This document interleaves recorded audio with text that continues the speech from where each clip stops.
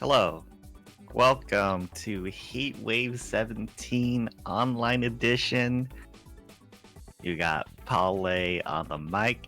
I'm joining you today to commentate a little bit more. I've been commentating for a whole day, but another whole day ahead of me. And on with me is Kraken Atkins. How you doing? I'm doing all right. Another Sunday? Well, every other Sunday, I guess. Another Melty Blood type community tournament. PS4 and PC Heatwave. The attendees list for this has been getting insane. Like, we have like an actual even 32-person bracket for PS4 tonight. This PC registration is still open, and I think last I checked it's at 60. So just really appreciate the support from the Melty Blood type community and seeing this like community grow. I know the most recent patch and just the overall momentum this game has had for the past month has been contagious. So just really happy to see that momentum has staying power and that people are still going.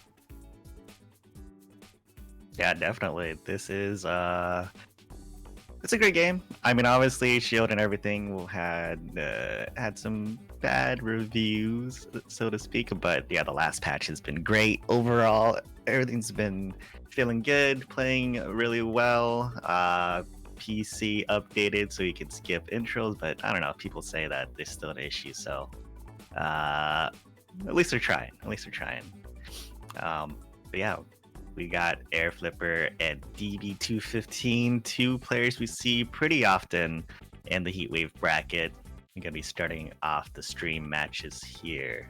Yeah, ironically, it's actually supposed to be a DB215 versus Casey, but Casey hasn't joined yet. And then it's supposed to be Herrflipper versus xdeamons after that, but xdeamons hasn't joined yet. So oh, I got mixed. Let's see. Casey seems like a new player to Heatwave, or at least to my recollection. Yeah, I recognize that name for Persona. I don't remember who they play in Persona, but I feel like I've seen them in some of the Persona 4 Fight Club tournaments. Interested to see them come around here for Melty. Very cool.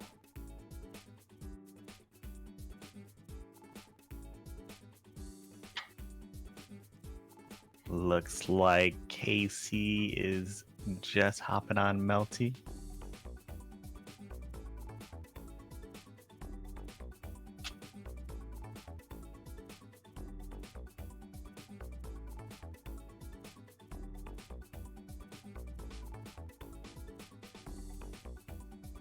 I don't know if this is real, but DB's on that Noel, which is a different character than before.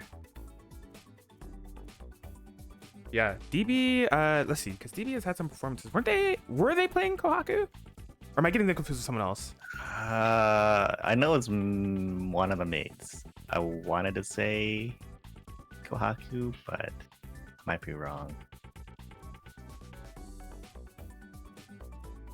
I swear, Start.gg needs to have a character list or something. It'd be so sick to see all the stats on who plays what. Yeah, I remember them having something built in like that, but like I don't. It's inconsistent. One, like it's not like mandatory for every tournament, so gathering that data is hard. And two, I don't even know what the option is. So who knows how accessible it is, right? Right. All right, so KC is on the Power Ciel. Okay.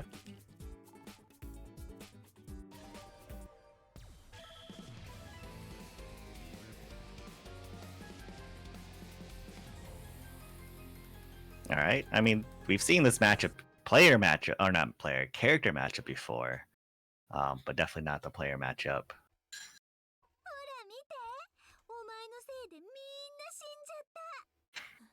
Yeah, here we go. Yeah, that's right. DB215 got top 8 at East Coast Throwdown. Aha. Yeah, so just coming off a fire performance with the has the DNA locked in. Here comes Casey. Oh yeah, trying to get some of that bully pressure established first and foremost. DB215 dropping the B&B though. The DB Noel. Oh, nice jump C. Wow, just ran through all of the pins. as it was exploding and was safe actually. Punish again with the JC. Looks like that is gonna be a go-to for DB215 here. Oh, doesn't block the second overhead. Okay, testing and gets the IED. DB215. Looks like they got the Oki on deck for Noel. Okay, KC so far cannot do anything this round, but shield A out of the air, fatal counter. Nice, gets the big extension.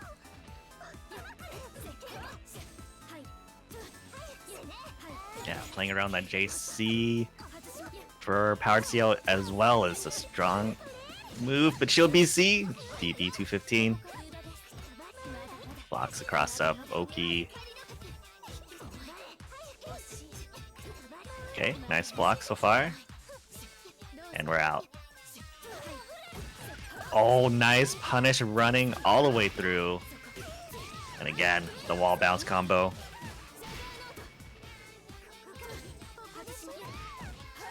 And the pun. Oh, flips out though.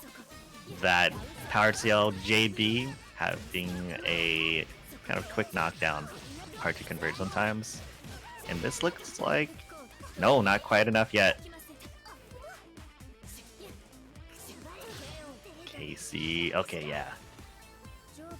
Was about to say, if DB gets a knockdown, it's live. But KC able to close out that round, tying up one piece. Nice throw to get things started. The double JC. Okay, backdash out of there. Utilizing the space to put out a minefield. DB, yeah, being hard to pin down, but KC able to chase DB down and gets the corner. Oh, just out of range, but doesn't get the punish. The vacuum. Oh, and gets hit with the overhead. Drops the combo, not like this. The heat. It's a lot of scramble right now. Shield, BC, we're out.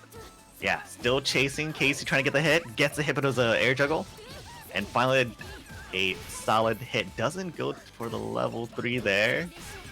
Oh, nice shield A on the Moon Drive DP. But this doesn't look like it's gonna be enough yet. Oh, heat is good. Ah, are you ready? I use my level 3 on whiff, and I still get a mix-up. DA Noel. Oh, the DP doesn't hit. Oh my goodness. Just a clean solid hit is all it's needed here. And there it is, Casey. Able to kind of lock down DB a little bit. Is this first one? It is. Whoops. Maybe I can sneak it in. Oh, Maybe. Oh. Dang, my execution sucks. Oh well. Next time. Yeah, DB215's been playing pretty tricky, kind of playing with this movement. But Casey able to track DB down and get the hits here. Oh man, Casey getting started. Has a corner. Doesn't get the full conversion, but still maintains the pressure here. A couple whiffs, no conversion, but a fatal counter out of the air. Here we go. DA Noel. DB Noel. There it is. The minefield, but getting a missed timed input, not punished though. We're back at it. Neutral. I'll try to run through. Gets hit. 2A. Casey. Oh man, there's a couple of drops here. I think it's the early Melty Blood action. Now or earlier, affecting the players. Okay, backdash. Out of the air. Yeah, again, still not a conversion here. Stray hits. One stray hit though, but DB just runs straight into the 5C. wake up 2C. My deepest apologies. Who won game 1? Casey. Got it. Thank you.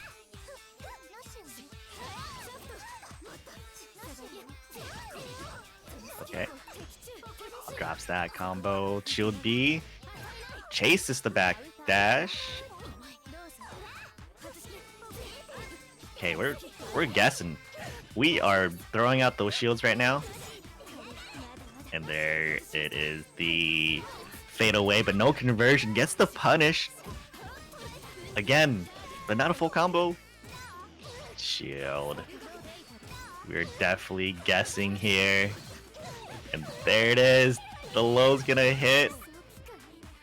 And DB Noel, DB 215, gonna get game 2. I'm gonna do it even though it's the first. Oh. They're so quick. Enough mash and hard enough. They're so quick. I gotta do like 9 inputs. They just have to hit 1. It's true. Believe in yourself.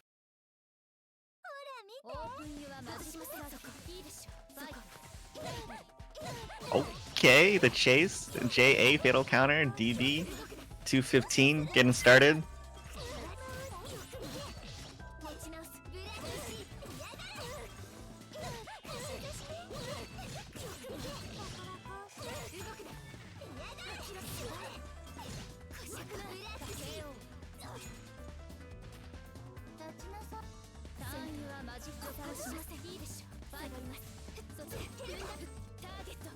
And it looks like it was a still ball. I don't know, it feels like DB215 has gotten the read, or at least able to figure out the neutral here. Yeah, and now we're in the mix. Moon drive back. Oh, nice read, but not a conversion here. These drops are adding up. Okay. Still in it. Oh, but just gets hit by the second explosion, and that's gonna be it. DB215 gonna take it 2-1 over Casey. Casey was starting off really strong, but DB215 able to stick in there and get the win. Now is my time. Rematch limit 2. Change room settings. Let's go. We did it. It's a 7-3 matchup. For real. All right, with that done, next up should be xdeamons and Herrflipper. I'm gonna try to track down xdeamons. I'm not sure if I'm pretty sure they checked in. Let me make sure that. Yeah, they've checked in, so I'm sure they'll be here soon. But yeah, great first match to get out of the way there. 2-1s, love to see it. And love to see you all here with us at twitch.tv/PlusFramesGG. Of course, !match Reno in the chat. Be sure to check that out. Let me go ahead and refresh. Okay, yeah, no codes for today, but that doesn't mean there isn't ways to donate free money. Check out the sponsor quest on the side for following PlusFramesGG entities, such as my Twitter, Paul's Twitter, or subscribing to the PlusFramesGG YouTube, or the Text Now campaigns. There is still ways to donate free money to the pot by just taking a couple seconds to hit up those sponsor quests. There's also direct donations available if you'd like to do those. We would greatly appreciate it. And check out the Match Arena Marketplace. Kite and Books has some stuff there for sale, as well as some Match Arena licensed clothing and some chains and keychains for sale as well. So Match Reno in the chat to check that out. Yeah, let me try to track down xdeamons. You have some other matches that I'll be queuing up. All the stream matches are marked ahead of time, so Maigo and YallEasy is probably going to be after this, and then there's Wowza fighting the winner of Tries Last in Blue.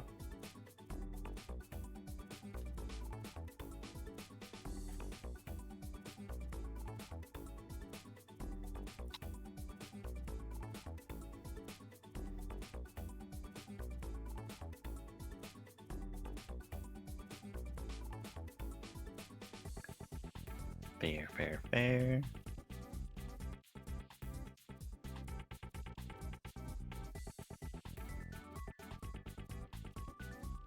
Yeah, hoping this new format, starting earlier, starting right on the dot for PC, kind of rounds out the timing. Definitely was a change we want to do just to make sure that we don't end too late. I know we have people from both East Coast and West Coast, so 3-hour difference hurts sometimes. Especially if you're working Monday morning, you don't want to have this end too late. But looks like we're good to go. Xdeamons. Is this Xdeamons? I'm assuming. I'm guessing it is.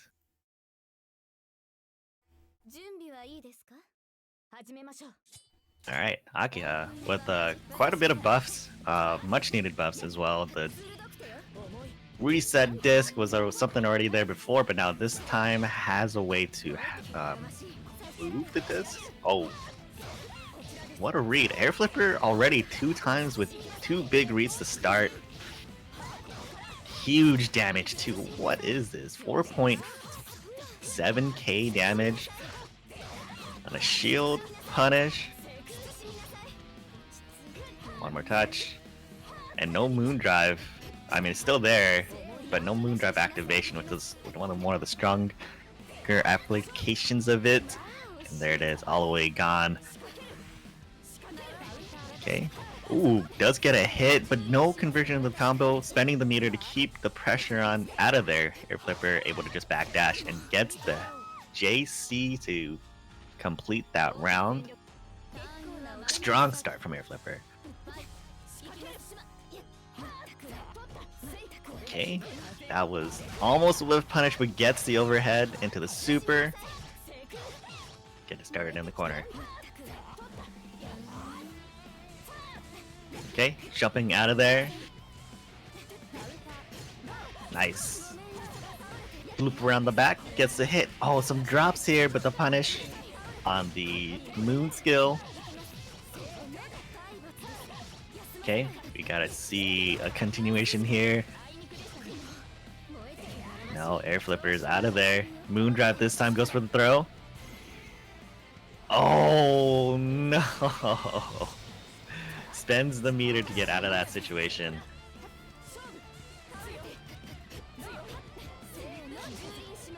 Yeah, delayed low. We get it, but no. Man, there's a bunch of drop combos here from xdeamons. Starting to add up. Herrflipper. Okay. Yeah, the pressure is good. So far from xdeamons. Oh, doesn't punish the air shield, but gets the feint into the throw. Shield shenanigans and Herrflipper getting the better of it. But not enough. Moon drive and it hits out of the air, but no conversion. What's it gonna be? Shield BC into BC moon skill, and Herrflipper's gonna take that one.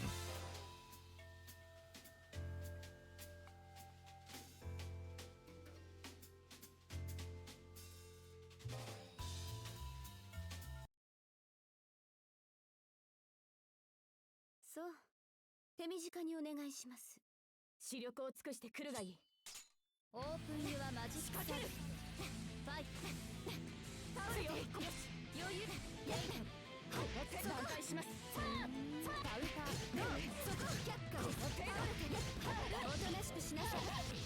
命生き方見かけます。失礼。そこ却下。倒れて。挽回します。捕まえたわ。これしか。Alright. Kind of drop off for a second there.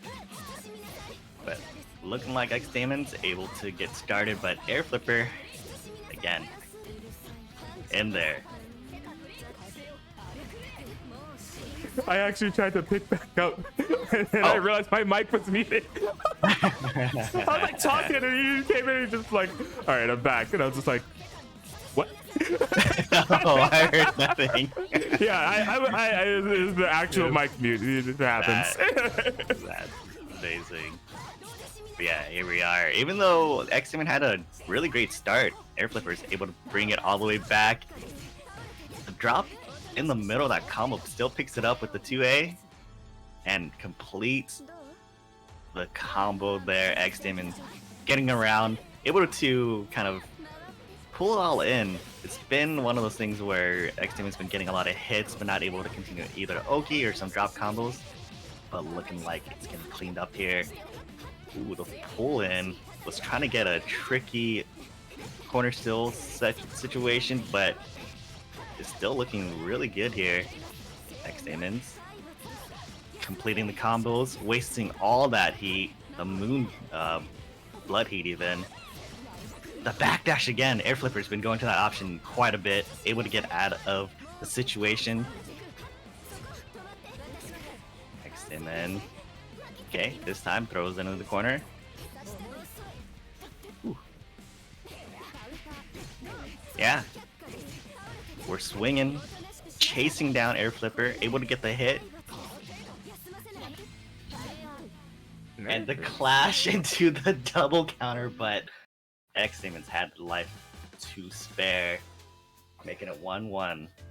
Yeah, I like that. That's a very good recovery there from xdeamons. I mean, the first match was looking pretty rough. I was kind of like watching out of the side of my eye, but seeing the opener for the round one, it was just kind of like a night and day difference. You could tell that they're getting a little bit more comfortable with how Herrflipper was trying to approach and getting a little bit more of the Akiha pressure started. So see if they can maintain this going into the game 3.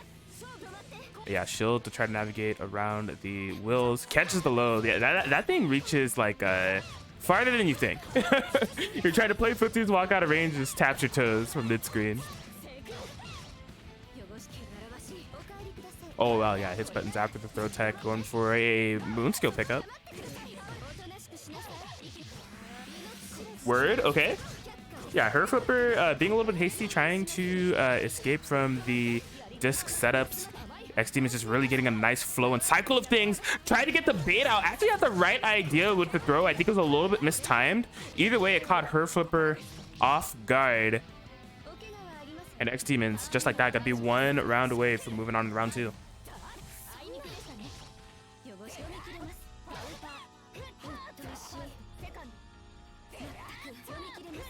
Okay, Herrflipper keeping the corner pressure tight right now. What do we have?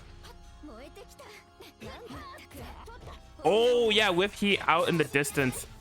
Gonna be taking a ton of damage, not getting any positive effects of that heat as it relates to life regain or meter usage, as Herrflipper is gonna be able to capitalize, get a massive life lead, the double overhead off the Oki, 3 bars on deck. I was gonna imagine that'd be dead. Doesn't have quite the route to do it, but it's still, yeah, a very hard position for xdeamons to fight out of as they're tied up 1 round away either side. Gonna be moving on to winners at round 2.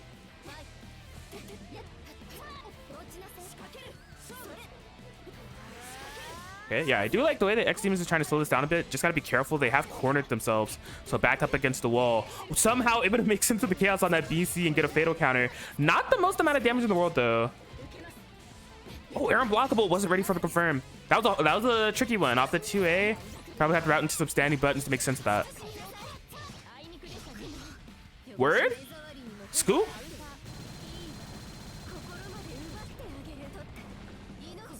Oh wow, yeah, there was maybe an opportunity for xdeamons to react with the shield there, just wasn't quite ready for it. So the blood heat is gonna come out for Herrflipper pretty much unscathed, getting a lot of life back, but the fatal counter right after it ends gonna be reversing a lot of that life that they just regained. That is very ambiguously hard to tell if it's gonna make contact with you or not. Literally just out of range of the hurt boxer for Saber. Yeah, you can see xdeamons really trying to capitalize and put a seal on this match, but Herrflipper fighting back. Charge JC, not able to OS. Wow, just right after the heat activation, chasing xdeamons down. Herrflipper now has the life lead. xdeamons extremely depleted on resources defensively, into the corner. Things are just stacking up the odds against them. Word? Oh, this is anyone's game now. The 2A! Oh my god, another one! And just like that, xdeamons gonna be able to finally confirm that they need 2-1 over Herrflipper in what was a nail biter of a set. Oh man, that was crazy. Yeah, after the heat, it looked like Herrflipper really had a fantastic, advantageous position to push to try to win. But I mean, xdeamons back was up against the wall. They had like no moondrive. They had no heat, and somehow was able to get out of that corner and find those 2A checks to get the dub. Fantastic stuff to them.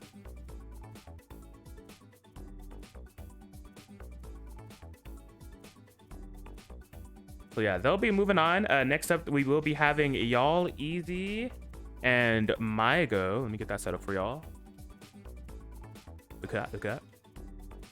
This is gonna be winners round 2. We got the round 1 matches all done.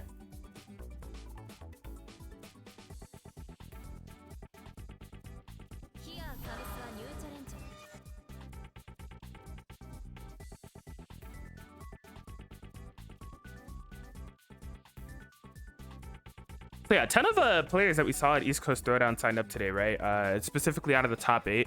Maigo was one of those players showing off with that Mario. And if I'm not mistaken, this is also the player that won CF at East Coast Throwdown. If that's wrong, take it. Just claim that anyways. I'll crown you East Coast Throwdown CF champion right now. But no, I definitely remember watching their Mario play, and so Mario like pretty rare in the meta as of right now. Like even before the patch, I think this is a character that people have like had their eyes on, but not many have like actually committed to. So was gonna say I'd be interested to see what Maigo brings to the table against YallEasy, but we have a timeout error. Hopefully they are able to start. What's happening?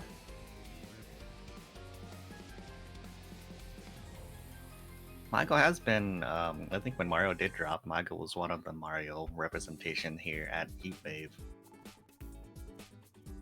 But, oh no. I'm gonna recreate the room. Oh, YallEasy left. Okay, I'll wait for YallEasy to join back before I try recreating the. Oh, they both left.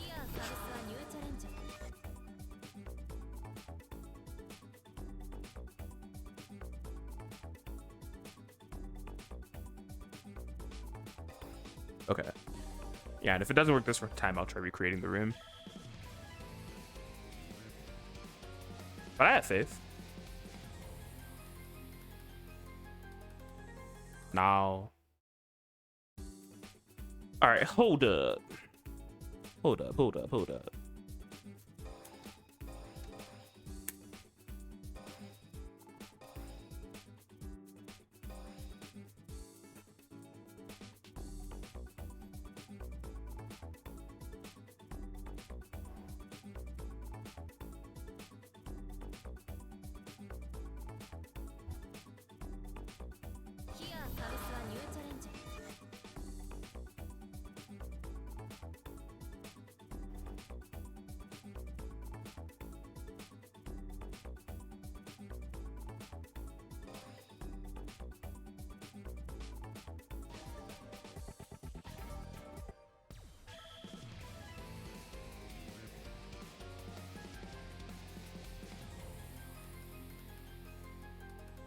Okay, it looks like this one's for Rosies.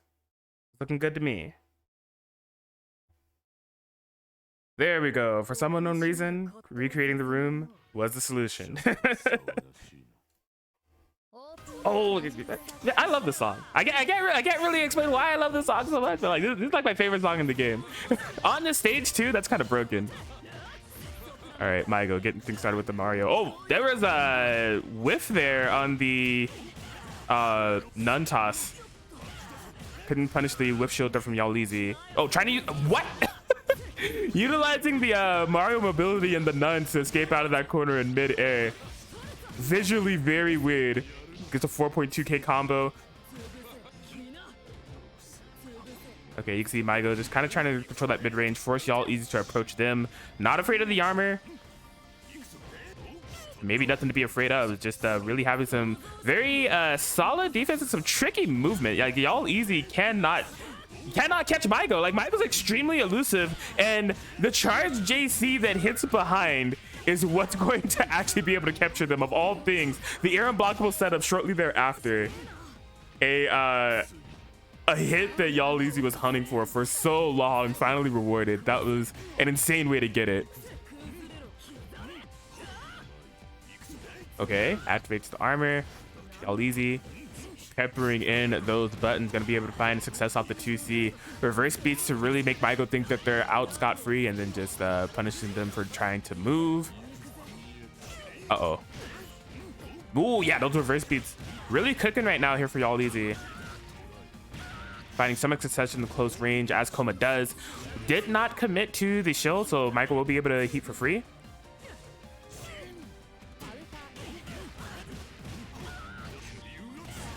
YallEasy gonna be finding corner positioning and an armor activation for that.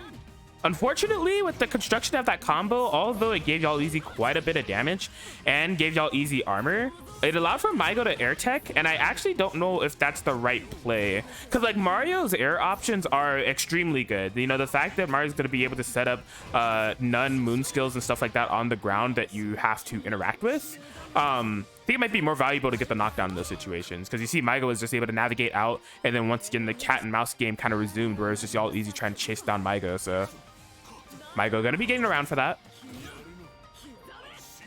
Word? Yeah, that's a free shield. Does the shield be? Yo, just yeeted that nut out of existence.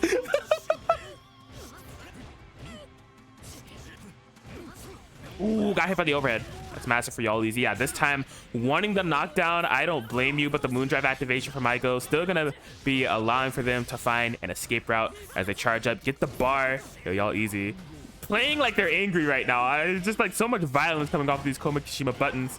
Word. Able to get the tech catch yet again. Not gonna be enough to kill, but just finishes directly anyways. The sequence gonna be able to hit. That's YallEasy gets the game one.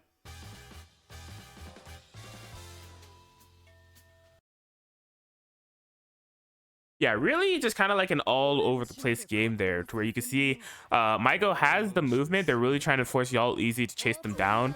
And at first it was looking like YallEasy was having a terrible struggle of doing so. The thing is, like, Maigo, although the runaway was working, they weren't really racking up enough damage on the runaway and keep away to really put YallEasy under some pressure. And then every time YallEasy has gotten in, it's just been nothing but dubs. Catching the up back this time around. That moon skill yet again, that's been hitting time and time again. I wonder why.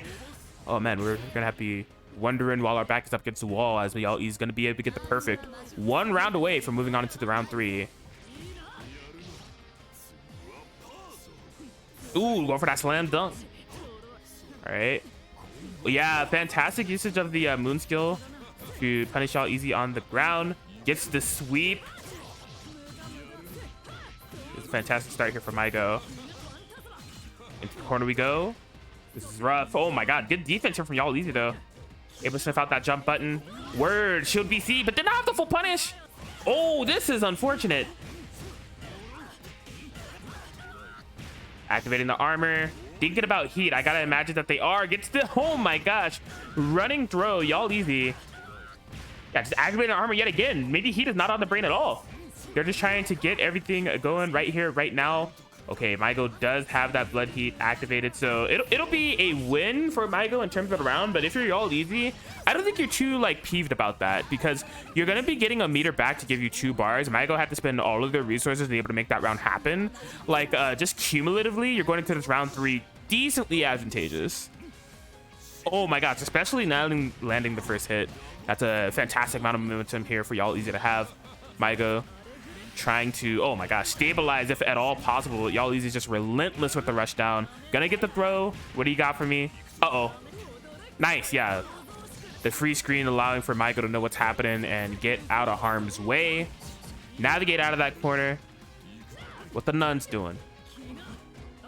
Okay, a sandwich situation. Able to capitalize off the plus frames with a throw. Cannot call out the heat though. YallEasy gonna be getting out of pressure, activating armor, and trying to land some hits here, but Maigo just gonna be heating out instantaneously. Word? Yo, look at these backdashes. That was extremely cheeky. Maybe a little bit mistimed because it ended up whiffing, but I like the idea. Oh my gosh, yeah, Maigo, you can just tell they're really trying to get out of harm's way. They see this like dump truck just speeding towards them at like 100 miles per hour, and they're just trying to dodge as much as possible. But Man, YallEasy's driving, just eventually making contact, running over Mario and running over Maigo as they're gonna get the 2-0 victory and move on to winners round 3.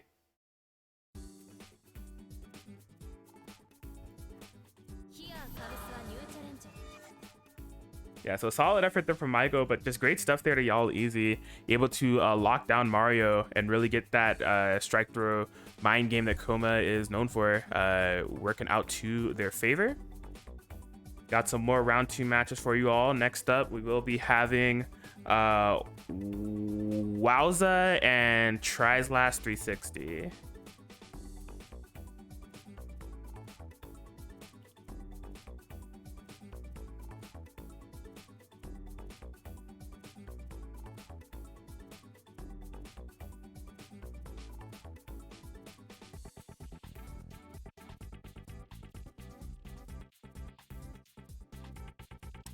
But yeah, definitely have some matches lined up for you all. So Wowza Tries Last 360 coming up. After this, we will be hopping over to Shadeprince and Yusuro. That'll be our last runners round 2 match, and then I'll be able to get some top 8 qualifiers going for you all. I have Caterade 24 and Brankton on deck. I'm gonna try to get Lunar's match. I'm gonna try to get OmniSScythe's match as well. So everybody definitely came out to play here for this PS4 bracket. Again, like 32 people, which is nice. That is like definitely usually a lot more than usual. You know, Heatwave has been averaging pretty high as of late. You love to see it.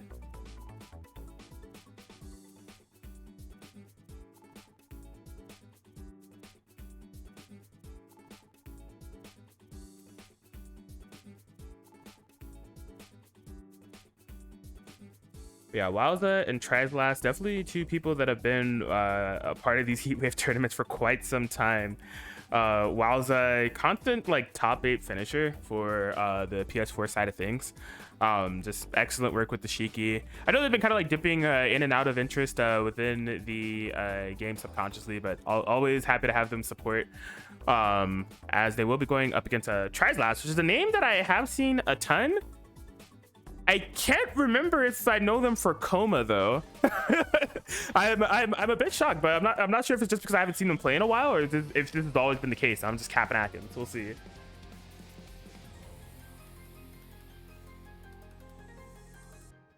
Let me update that scoreboard for y'all.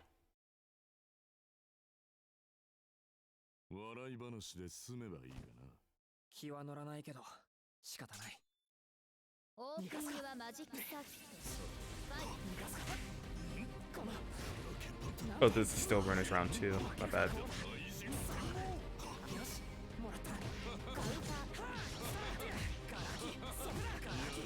All right, Wowza's starting out strong. Gonna be able to get some corner positioning. Oh, double overhead. Wasn't able to get the confirm, but Tries Last still under pressure, in trouble. The reverse beats, able to find a gap to challenge. Switch inside, but Wowza having none of that. DP into the moon drive. Really lost the massive opportunity for some damage and cash out there if they were going to be spending the moon drive like that. So Tries Last getting away with a little bit of murder, but now going to be cashing in a significant chunk of the health bar. Whoa, my god, shield into the instant A. But again, yeah, Wowza not finding the ending on these confirms. Ooh, okay, fatal counter on the throw. DP whips and just gonna be chasing down with the throw yet again. Wowza getting round 1.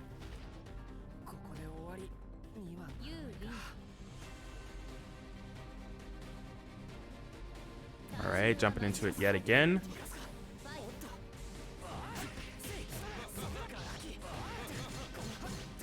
Yeah, it's just business as usual. Whoa, okay, yeah, the moon drive cancel in order to keep themselves safe, trying to keep the pressure going thereafter, utilizing the heat. Tries Last utilizing basically every system mechanic in a matter of like 4 seconds, finally finding their first hit for it, but I think it was a pretty expensive one. The armor, though, did not recognize the fatal counter. Okay, it is starting to add up slowly but surely, and there it is off the IAD. Gonna be having Wowza's back up against the wall with this confirm. It was all worth it at the end of the day, forcing out a heat from Wowza. Wowza floating the pressure, trying to bring this round back. Yeah, just really kind of teasing the idea of those reverse beats. Oh my gosh, yeah, they're trying to... I'm so sorry. Oh, okay, it ended up working out. Karma, I guess? I don't know. Maybe a commentator's curse. I felt bad about that hitting. Word? Now, oh my gosh, tried to challenge into that. Gets the shield, the delayed VC, fatal counter, can't get the pickup yet. That was crazy. That was absolutely insane. Scooped from that far away, wasn't able to react in time. Maybe just didn't even think that it was in range, because I know that I didn't. And utilizing that charge 2C to armor through, Trislats getting a ton of mileage off of that. 3 bars. Wowza needs to be extremely careful. Oh my god. Ooh, okay, yeah, didn't opt to shield that heat. Wowza will be able to get that out for free, and the IAD to punish the crouch shield, but again, not much for it. At least they're going to be able to get an air unblockable though. Cumulative damage is pretty high from this. You're talking the last one was like 2k, this is 3k. It's like 5k overall off of the fatal counter. Oh gosh, just not believing in these 2As. Pretty pivotal there for Trislats. I mean, you're looking at like the amount of resources that they have that did confirm off those 2As. It'll be pretty significant putting Wowza in an off position. Trying to challenge the safe jump. Wowza actually had the right call. They IAD, but I guess they hit their button too late, or just like didn't hit a button at all. So wasn't actually able to get their punish that they were rightfully owed. But off this confirm, should be building up the arc drive. And I'm pretty sure that's going to be it. Wowza going to be able to get game 1.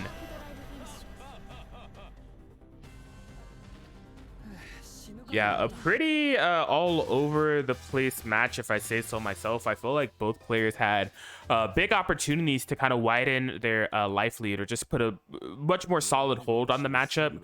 In the closing sequences, it did feel like it was getting a little bit into the scrambly territory, but Wowza playing excellent regardless.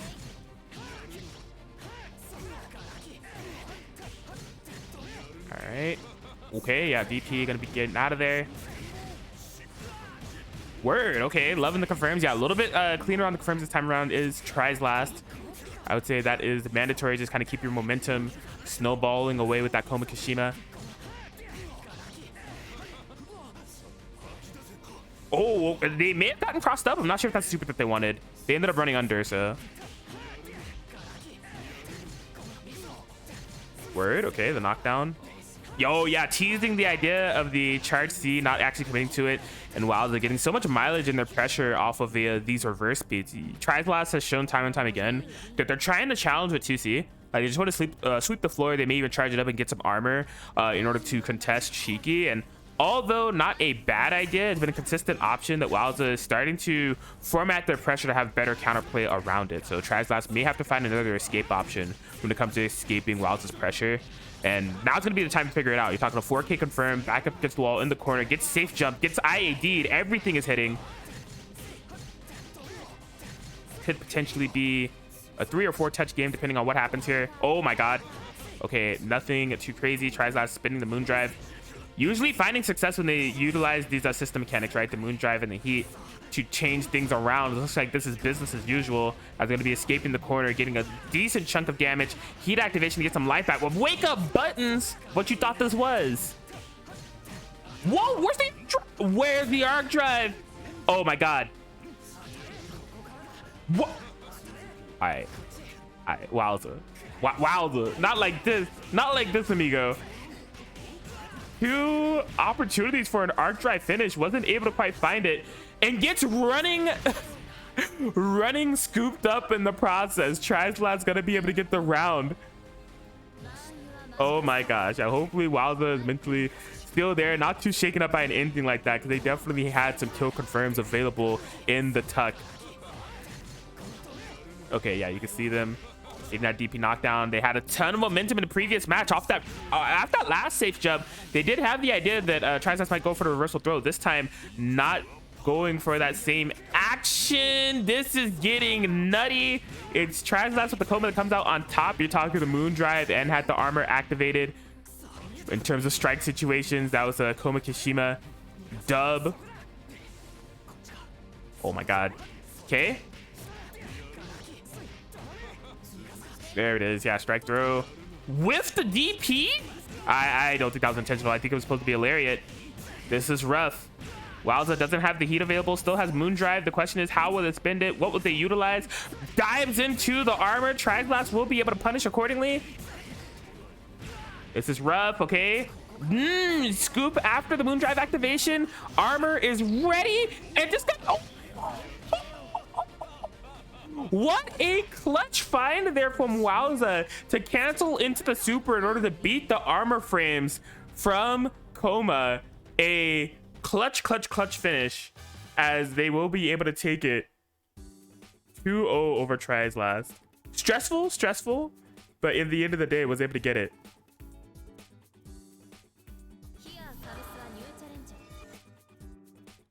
All right, good stuff to them, but a solid effort there from tries last. Loving what we're seeing there with the Kouma. Going to be going to the losers bracket for now, but I do have some more matches coming up. As I said, it's going to be Shadeprince and Yusuro, and this will be our last round 2 match.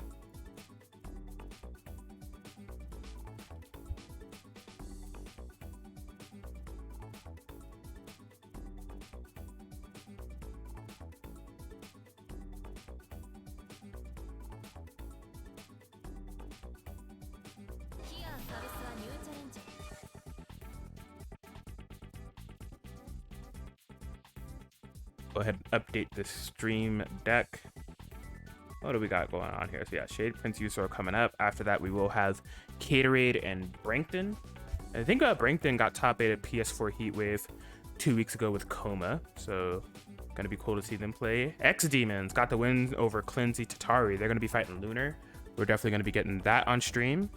It'll be Lunar and Xdeamons, and then after Lunar and Xdeamons, we'll get OmniSScythe. And we'll have Wowza back up again as the losers bracket fills out. Go ahead and lock in that stream deck. Looks good to me. Yeah, so Yusuro in the house, Arcueid, Simp, Specialist, and overall pretty good placer here at Heatwave for PS4 and PC. Yeah, I mean, I was looking at like Yusuro's tournament history.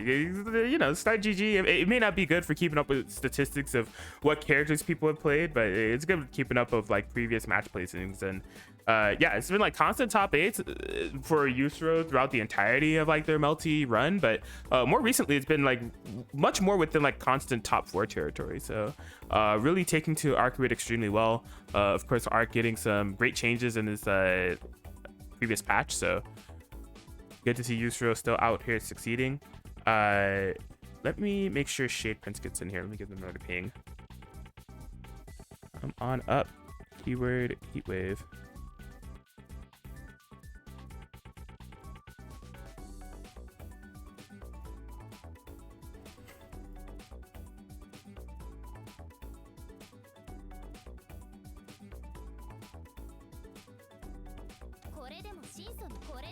Yo, shut up. I should kick him. I should kick him. If it wasn't for the fact that when you kick people, they can't join back into the lobby, I'd kick him right now.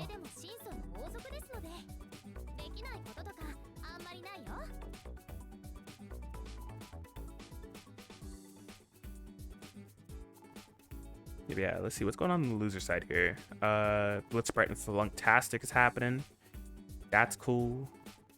I probably won't get the bracket's moving pretty smooth. I don't think we're gonna get any losers top 8 qualifiers, but we'll definitely get losers top 8 matches.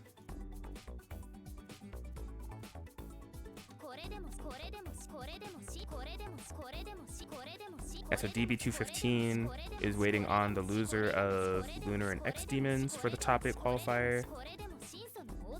Dog 201 waiting for Copycat and loser of this match actually. Where did Shadeprince go? There we go. There we go. We're in there. Oh, to Arc Mirror. Beautiful.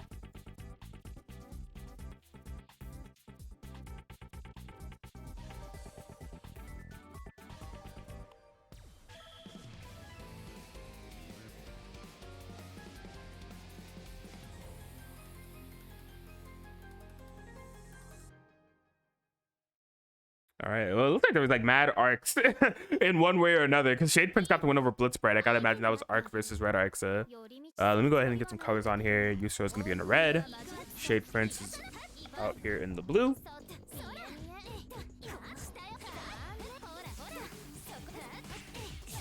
And they're underway. Yusuro strikes blood first. Oh, okay. I think they thought that they had true corner positioning. Shadeprince just slightly outside of the corner, so whiffing that jump button, but Shadeprince not quite ready for it. I think they also thought they were cornered, so Yusro coming out on top for it, but give me some elbow room with the moon drive. Cancellation. Loving this route to carry all the way to the corner. Overall, extremely solid. Oh, okay, but Yusro is going to be challenging with the DP. Does have the elbow pickup thereafter. Yusro looking great as they're going to be able to get that round one.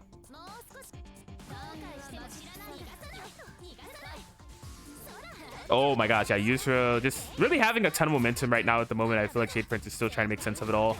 Okay, off the counter poke, this could be a great opportunity to start. One thing I will say, I am a fan of Shadeprince's routing. Like, they definitely have these IAD routes going. The corner carry is fantastic, side to side, back to back. Unfortunately, a little bit too much dip on the chip for that one, so the preparation going to be allowing for Yusro to fall out. And just, you know, punish with a measly 4.5k? What's going on here, dude? Don't drop. Don't drop. Don't let me out. Don't let me play the game. You know what I'm capable of. You play her too.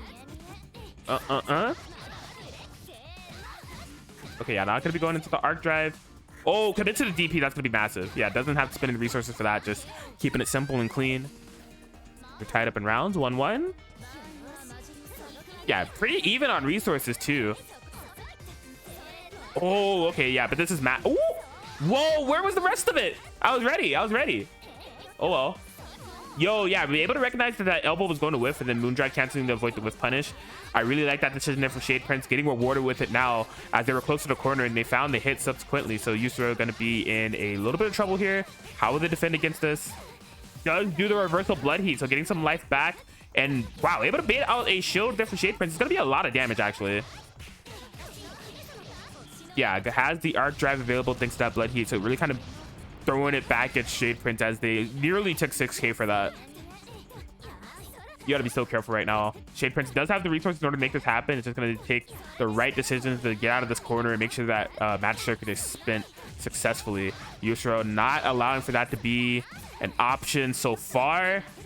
Just fantastic rush down. Shadeprince feeling the pressure, opts for the heat. Yusro had a X factor in their back pocket, which was the moon drive to capitalize on the fear, and Yusro will be able to take it 1-0 over Shadeprince. Moon drive shield to punish that heat. Excellent stuff.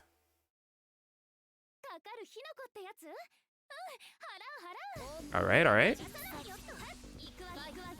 Oh my god, round start DP. Innovative, I'll say that.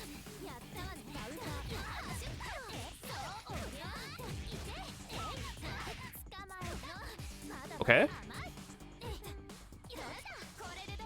Wow. All right. Yeah, you're gonna be able to get the fatal counter, Yusro.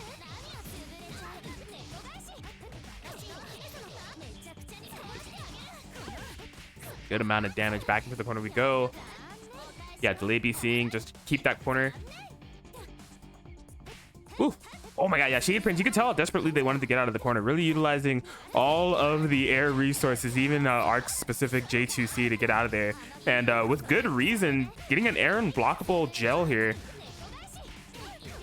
3 magic circuit available, the moon drive. I imagine want to spend as little as possible. Maybe had an opportunity to do so off the whiff stance shield there from Yusro. Unfortunately, only punished with the throw. Better than nothing, but is giving Yusro this opportunity to get a ton of damage. Back into the corner we go. Oh my gosh, not believing that 2A. Enough. Oh no, not the unblockable charge 5C. That's what did them in. Something that hasn't been shown from either player thus far. So Shadeprince just defensively not ready for it, as Yusro is going to be 1 round away from moving on into a winner's top 8 qualifier set up against the YallEasy. Ooh, the Nooch. Okay, Shadeprince gonna be able to be advantageous in the mid-range. Has so many resources to work with here in terms of magic circuit, right? Gets the overhead pickup, not quite the right spacing in order to get the full combo, but still maintaining the momentum. This should be it. Got him. All right, Shadeprince is still in this. They get to carry over that magic circuit into this round, which I think is significant. Both of these players just ticking time bombs, basically, when it comes to damage output with that 4 magic circuit. Shadeprince not spending any of it off of that starter, but I guarantee you were going to be spending some of it there. The DP punish. Oh, no! Unfortunately, did not have the rest of that combo, but Yusro also not having their combo available. Oh, you gotta spend it. You got to. Okay, not going for the arc drive, going for the 1 bar, gets the dive, and this should be it. Yeah, that arc drive has a massive hitbox. Might as well just make sure that's a guaranteed seal of the deal, as Shadeprince is gonna be tying it up 1-1. Yeah, that was nice. I like the way the Shadeprince is utilizing that J2C, the dive, to really kind of interrupt Yusuro's IAD game. They're doing it from really high distances.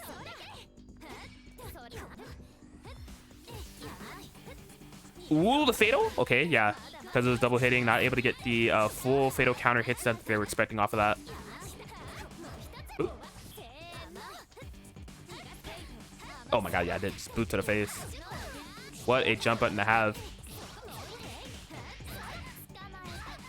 The DP's out of there. Shadeprince having none of that. You can see Shadeprince trying to swipe away. Got caught lacking with that elbow. Yeah, off the shield, Yusuro is going to come up advantageous on the exchange, but there it is. Just a shield A. Does have this pickup this time around. This is looking fantastic. Okay. Yeah, utilizing that dive yet again. Yusuro does not have an answer for it thus far, but at least was able to block the fatal counter. Single hit, not getting much for it, but Shadeprince really digging into this momentum. The counter hit started. This should be it. Doesn't need to spend any meter for it, and just like that, Shadeprince gonna be 1 round away from moving on to our winners quarters final. Yusuro trying to have a response here. Oh, just got caught with the punish Moondrive activation. That was perfectly timed there for Shadeprince. Into the corner, Yusuro needs to be careful. Moondrive activation, the shield BC to get things started, but no combo. That was definitely needed. Oh, it got the corner, but did not have the proper arc combo afterwards, but it's all good. Shadeprince still gonna be able to pick it up. Yusuro's Moondrive not getting much usage. Actually went for the block and got caught with the wake up button. Shadeprince should be able to take this with a proper confirm, and you bet that we have it. Shadeprince 2-1 victory over Yusuro. Gonna be moving on into winners quarter final. That was exceptionally executed. I think Shadeprince really got a fantastic feel of the neutral game, and just utilizing those dives, having very good presence of mind of using the elbow, but not the moon skill version of the elbow, so that they have options after shield or be able to moon drive cancel to mess with their momentum. That was really, very well played.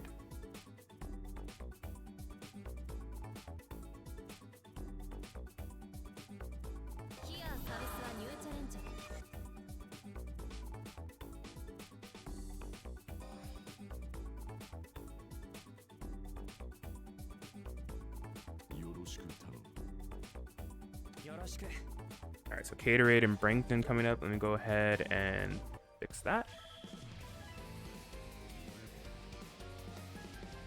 Oh snap. So this is a winners quarterfinal set.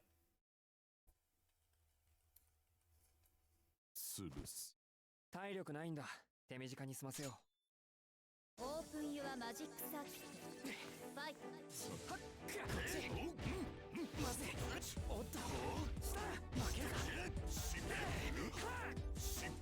My bad. Yeah, so this is a winners quarters final set. Brankton did get top 8 at the previous heat 8 that we had here for PS4. Had a magnificent showing with this Kouma. I think that was like their first multi tournament, so impressive to say the least. Gonna be going up against Caterade, who absolutely had some solid performances early on in Melty's lifespan. I think they're getting back into the game as of the last patch. Doing so with Shiki Tono. Now, Caterade's like Shiki. I think it fully kind of depends on the mood that they're in. I've seen Caterade play some extremely wild matches, like just being fully locked and loaded to the ideology of round start heat in the arc drive, just DPing all over the place. But right now, that doesn't seem like the type of time that they're on, you know. This match actually going to long haul here, nearly, I mean, over half the time used here as Brankton getting that arc drive.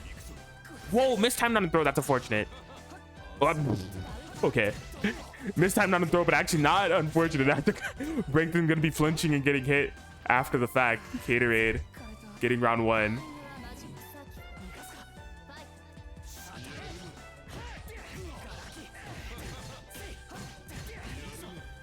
Okay, yeah, 3C follow up. Better believe it. Nearly 4K. Ooh, footsies. Oh yeah, I'm loving the backdash. Getting out of that corner. Unfortunately, not quite getting the full combo. And yanks Gatorade out of the corner, actually.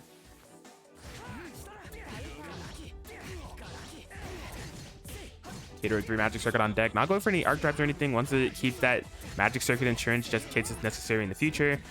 Will be able to guarantee a game if they're able to find a hit before Brankton is able to heat.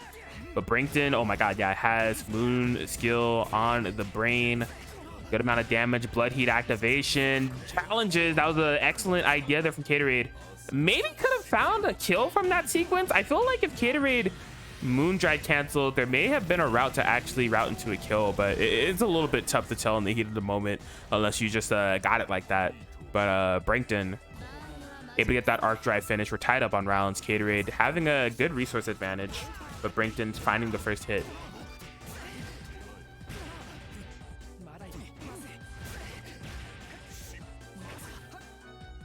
Ooh, okay, yeah, heat activation. Oh my god, ballin'.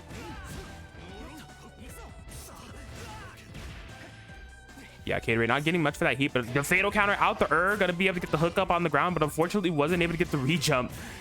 Missing out on a ton of damage there and probably a ton of momentum as Brankton scoop him up with the Moondrive activation. That was a fantastic route. Oh my gosh.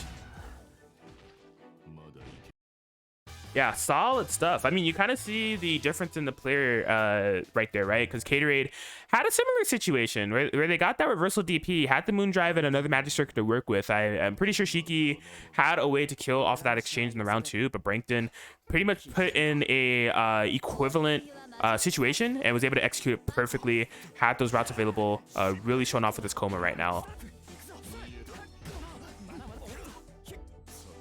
Uh-oh. Nah, I need to call a referee for that. That was insane. I can't believe that was in range. I guess it hit the extended hurt box of Shiki.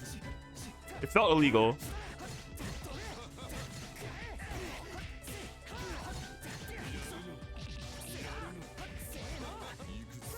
All right, Gatorade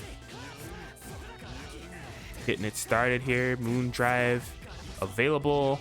Oh, no 3C. Yeah, a little bit too many hits. Deparation too high for Gatorade to actually find an ender on that. This Brankton heat, you know, even if they don't find a hit, I think the amount of life that they regain was absolutely valuable. Did allow for them to activate this armor so that he become even more valuable as they drain Gatorade's life bar. Gatorade is in a little bit of trouble. Does commit to the heat, delayed heat no less, and Brankton was just sitting there. No doubt that they had time to react to that, but it could be hard in the heat of the moment, no pun intended, as Brankton still bring it back. Into the corner we go. 3C. Oh, yeah, just backdashing away. Whiff punish into the scoop. No amplification with the Magic Circuit. Oh my gosh, yeah, frame traps. Gatorade, yeah, trying to build that Magic Circuit. What will they do with it? Yeah, does opt to spend it so they won't have heat, as Brankton does. Spins the Moondrive. Gatorade does so in response. Time is definitely a factor here. Gatorade does not have the life lead. Brankton does, so they're just going to be sitting. Gatorade needs to make something happen right now. Run up DP, no dice. Tries to get the run up air throw, no dice. And rare footage of Kouma Kishima actually winning via timeout. That was insane. I think Gatorade just didn't recognize the situation there, because one thing Gatorade could have done, they could have charged up to get a Magic Circuit, and that would have actually forced Brankton to go on the offensive, because Gatorade could have opted to heat and get the life lead that way and freeze the clock. But I think Gatorade chose violence instead. A little bit hard to lock down Brankton to try to bring that back.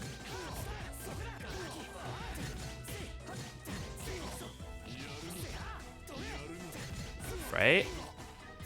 Oh, Mario Kart double dash. Brankton having good defense, but not gonna be able to tech the throw. Ooh! No way. Yeah, Moondrive activation. Just to make for sure. Looks good. There we go, Gatorade. Not out of this quite yet. Brankton, on the other hand, still one round away from moving on to top 8.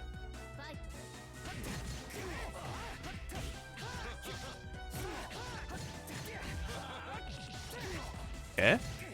Ooh, yeah, it's gonna be a free shield. Did not opt to RPS too much with it though. Whoa. Gatorade DPing out. solid here. Oh my god, yeah, just a whiff on the ender there of the super, unfortunately.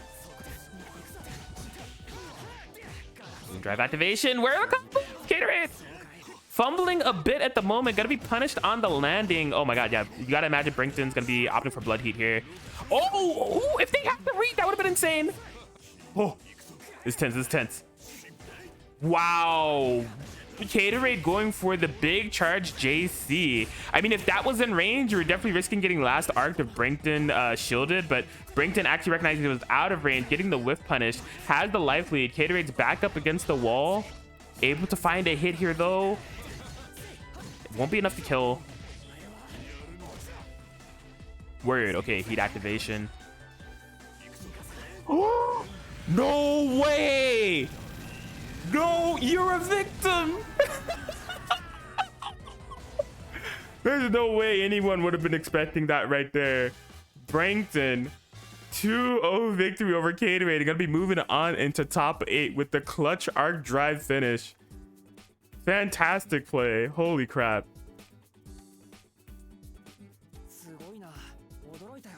That was good stuff. That was good stuff. All right, so man, that may be a potential Kouma mirror match that we have in winner side top 8 between Brankton and YallEasy, but we don't know. Shadeprince was looking fantastic with that arc. Shadeprince and YallEasy do have to play for a top 8 qualifier. In terms of top 8 qualifiers, we do have one coming up. It's gonna be Lunar and xdeamons that's coming up right now. So Dead Apostle Noel versus Akiha.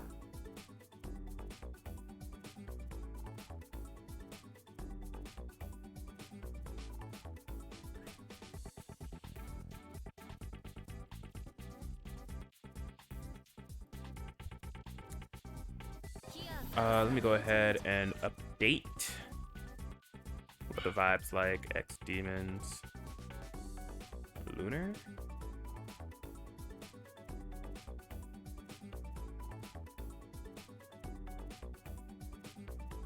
Winners, quarters, finals. But yeah, for those uninitiated, welcome to PlusFramesGG. We have Heat Wave here tonight. This is a Melty Blood type Lumina bi-weekly on PS4 and PC. PS4 has 32 entrants. PC, last I checked, had 60. At this point, it may be even higher than that because registration is still open. Go to start.gg/heatwave online if you want to see what's all going on. But yeah, we run various different types of tournaments. We had our offline tournament based out of Riverside, California's Riverside Game Lab last night, where we ran this game. We did have a Melty Blood type Lumina tournament, as well as Guilty Gear Strive, DNF Duel, and Grand Blue Fantasy Versus. So yeah, just be on the lookout for this channel as far as like tournaments all over the place, but definitely our bread and butter do be that Melty Blood type Lumina bi-weekly here every other Sunday. Looks like Lunar has joined with that Dead Apostle Noel. xdeamons with the Akiha that we saw earlier. Going to be an interesting bout to say the least. Top 8 qualifier.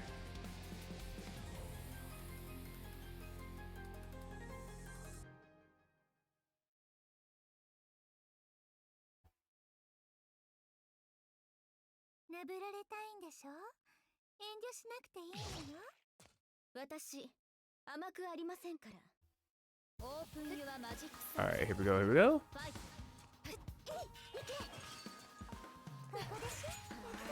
Oh my god, they're both just opting to charge up. This is I've seen that stalemate happen quite a few times in Lunar's matches, and I feel like the majority of the time it's usually a mistake letting Lunar do that. Because just the way this character works and how much Magic Circuit is pivotal to her game plan once she finds the hit. I mean, I guess xdeamon's gonna find out why. You may not want to go for that gambit. Lunar doesn't have the full combo though. Interesting. Wasn't able to set up the spikes. Oh yeah, the cross up hit off the left right.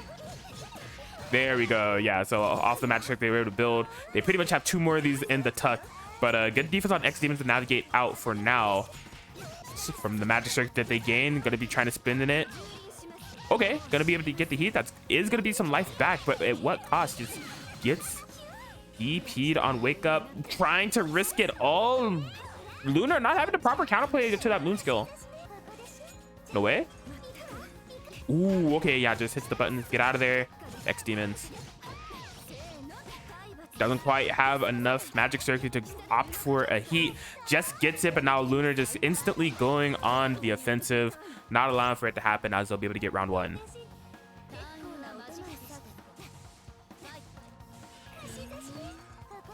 Okay, charging up yet again. Yeah, you can see xdeamons a little bit less keen to the idea of letting everything charge up all the way, trying to be a little bit more mobile, keep Lunar on their toes, and rewarded for that, they do find the first initial hit here, but Lunar firing right back with the DP. Speed activation here for xdeamons. Ooh, that was a perfectly executed jump there. Gonna be spending the arc drive. Okay, yeah, both of them spinning moon drive. Yikes. Okay, whiffed it. Actually did not get whiff punished. I thought that it would. It can have quite a bit of recovery. Oh my god, yeah, just hyper focused on the ground game. Lunar recognizing that, tossing a little IAD in there. A low crush. Okay, good defense on that thus far from xdeamons, but the pressure thereafter going to be opening them up as Lunar is going to cycle it yet again. xdeamons still doesn't have the moon drive available. That can be a powerful usage to get out of that setup, so they have to block the left right straight up, and was not successful in doing so, as Lunar will be able to take game one.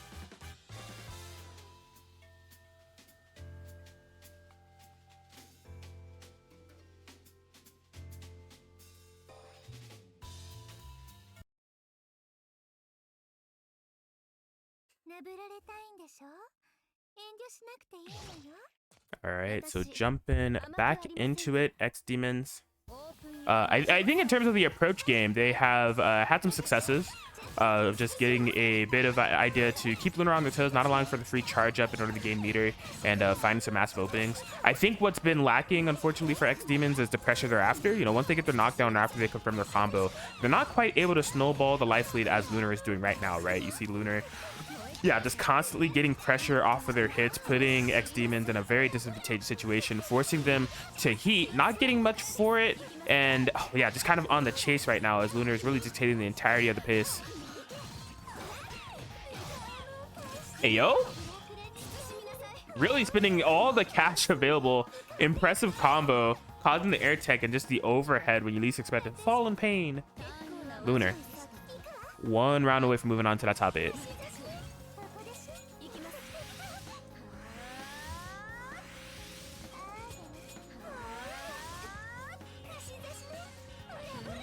Okay, yeah, just really zoning out right now.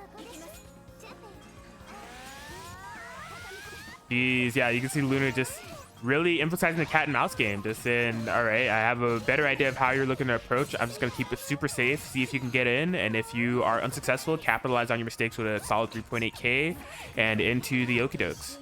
Good defense on that thus far. Of course, having to spin the moon drive to survive it. But oh no, yeah, this time you don't have the moon drive available. So this is going to be a lot more difficult to defend against. And just gets hit by the overhead. This should be it, as Lunar going to be able to capitalize, get the 2-0 victory, and move into top 8 winner's side. They'll be going up against the winner of OmniSScythe and YallEasy, which is actually our next stream match. So solid stuff to them. Solid stuff to them.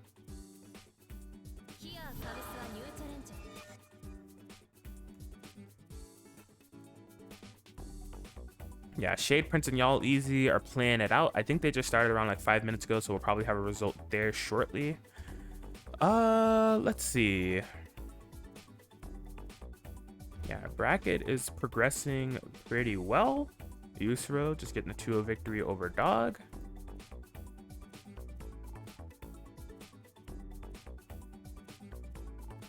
Yeah, I think we will get a loser's top 8 qualifier going, actually. Which one should it be? Shadeprince and YallEasy is Z. I think we're gonna get that one.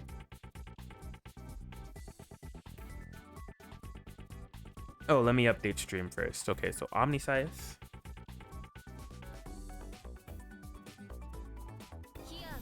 Yup, going up against YallEasy. This is winners quarters finals. And yeah, after that, we'll get a Tamaki's match.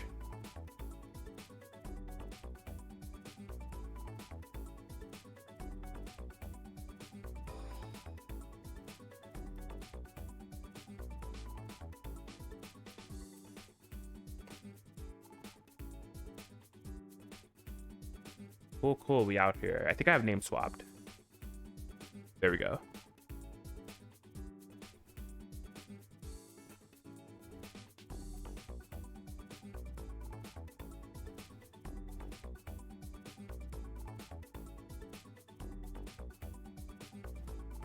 All right, dope. So yeah, this will be the final winner side top 8 qualifier that we'll have going on here. YallEasy versus OmniSScythe. Both of these two, no strangers to top 8s here at Heatwave.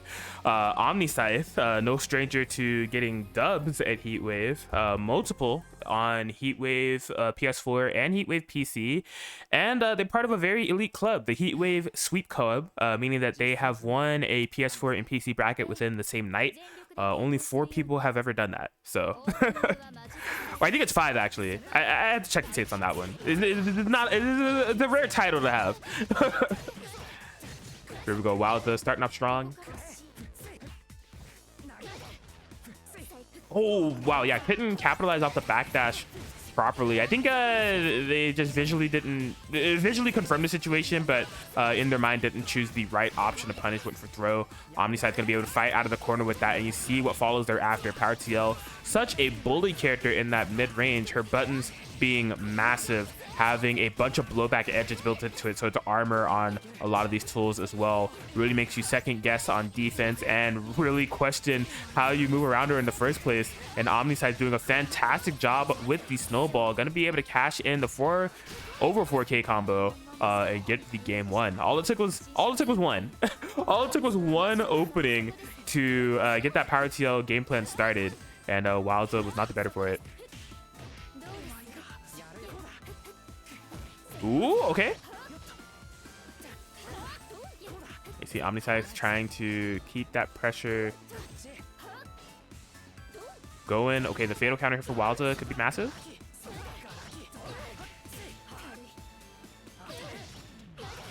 Oh, whiff on the ender. Unfortunately, I think we've seen that whiff from YallEasy quite a few times actually. Boop, boop, boop. Yeah, just trying to cause the airborne hit. YallEasy able to navigate around it. Yeah, going for it yet again. Fishing for these air unblockables. All right, here it is. YallEasy able to get back from against the wall. Has 4 magic circuit to work with. Looking for these reverse beat hits. OmniSScythe extremely patient on the defense. Able to IAD. Oh, okay. I think YallEasy was expecting some type of follow up. Just the throw. YallEasy still in the advantageous position here, but needs to be careful. You see OmniSScythe spacing out fantastically with that jump button. Oh boy, they are building some bar. It won't be enough for the arc drive, but still enough for 4K. Jeez, yeah, just off the IAD, able to tap the toes as OmniSScythe will be able to take game 1. A tough one there for YallEasy to lose, as they did have a significant life lead, but it just felt like they were a little bit frozen there in the corner. Couldn't really figure out a way to close out the round. OmniSScythe able to make great use of that and just control that mid screen, keep YallEasy gelled in the corner with the long range buttons, and capitalize off of the hits.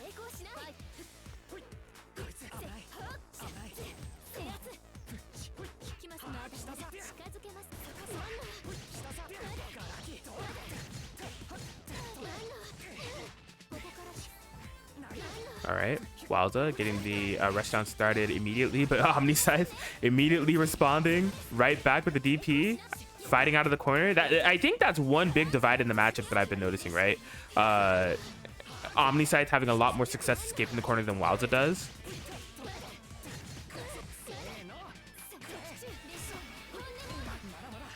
Oh my god, yeah, just goes for the raw super, not getting much for it. Gonna have just enough time for OmniSScythe to activate that arc drive.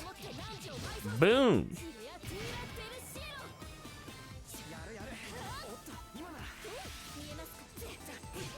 Okay.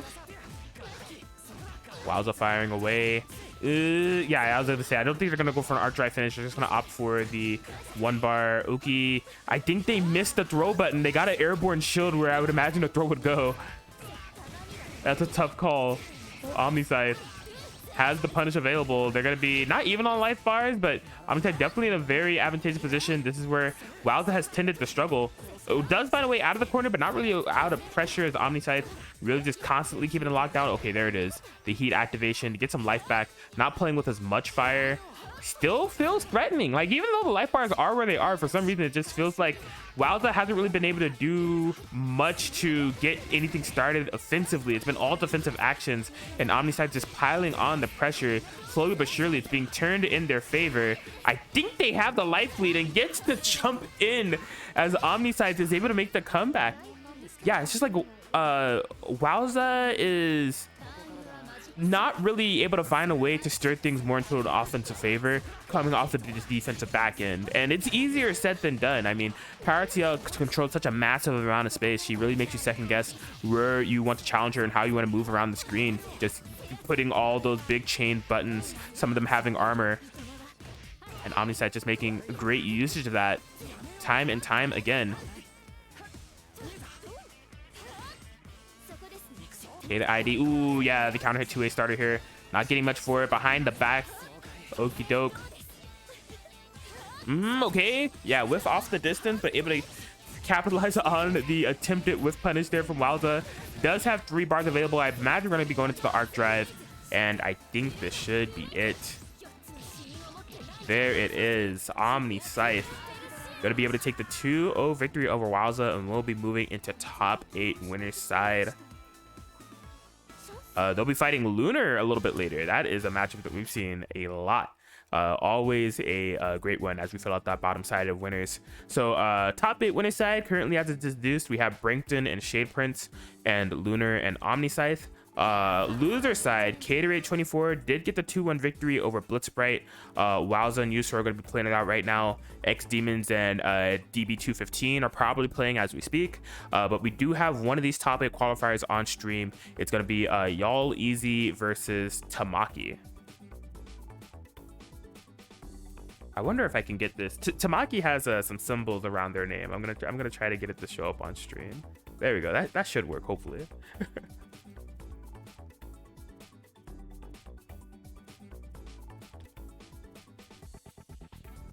Yeah, so this is a loser's top 8 qualifier.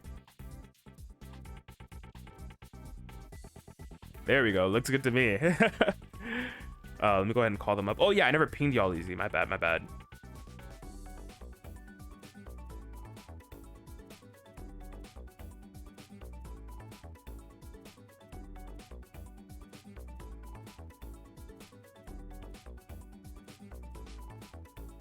So after YallEasy Tamaki, I will get Brankton and Shadeprince.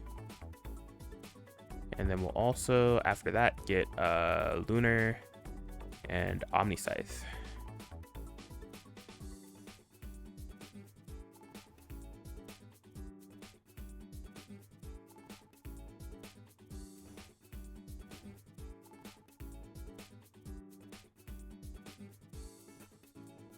Boom. Okay, YallEasy is here. Let me ping Tamaki again just in case. Come on up. Keyword Heatwave.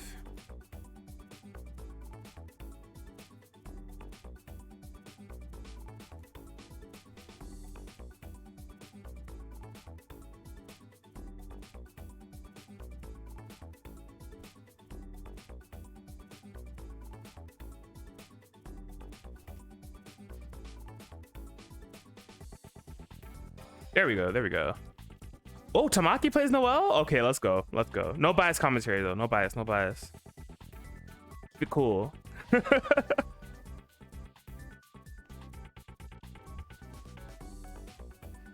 me go ahead and switch the names. Looks like Tamaki will be on the player 1 side.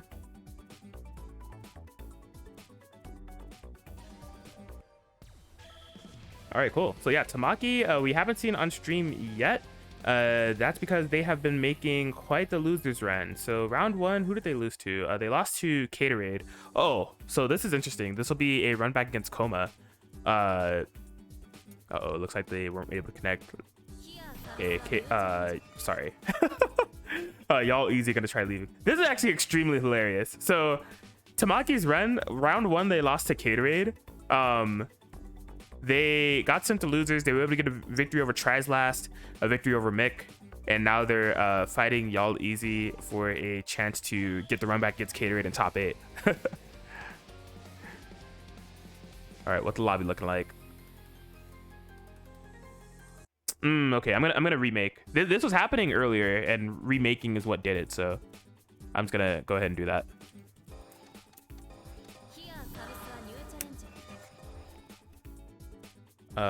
Remade the room at Tamaki at YallEasy.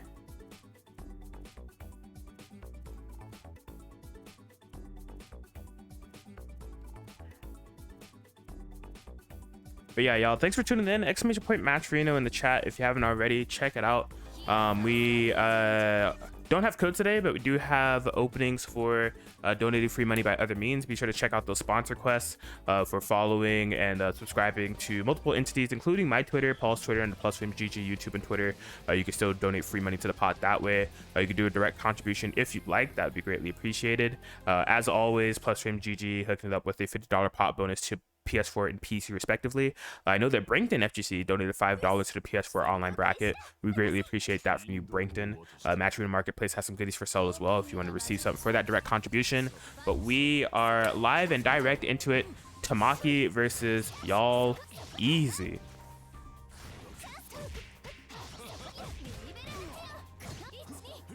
Here we go. Yeah, Tamaki having a fantastic start. All right, gonna opt for an air throw ender. Ooh, okay, yeah, off the black key, making themselves safe. Unfortunately, not winning in the shield interaction. Now, this is a fantastic opportunity for YallEasy to capitalize. Gets the corner. Yeah, off the moon drive screen freeze. Able to recognize that the command throw was coming, but still locked down in this corner. Look at the chip. Ooh, challenges. Interestingly, uses the metered version of it. I mean, no, one of Noel's changes. She does have a meterless DP now, but maybe just wanted more damage on top of it, so.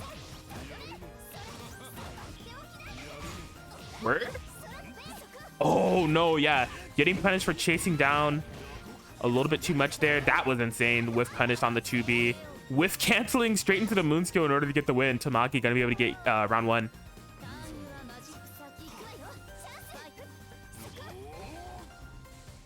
Okay. Oh my god, guys really spacing out. Unfortunately, spacing themselves out straight into this corner, and now YallEasy back where they have been finding most of their success. Oh no! Watch yourself.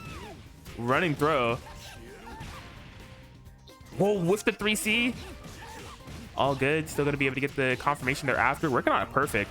Tamaki in a big amount of trouble, just spacing out perfectly. I think they're like trying to make Tamaki scared of a potential air dash or a running bear grab, and just playing on those anticipatory defense that Tamaki's going for rather than reactive, and that 3C is just making contact for punishing them for being scared.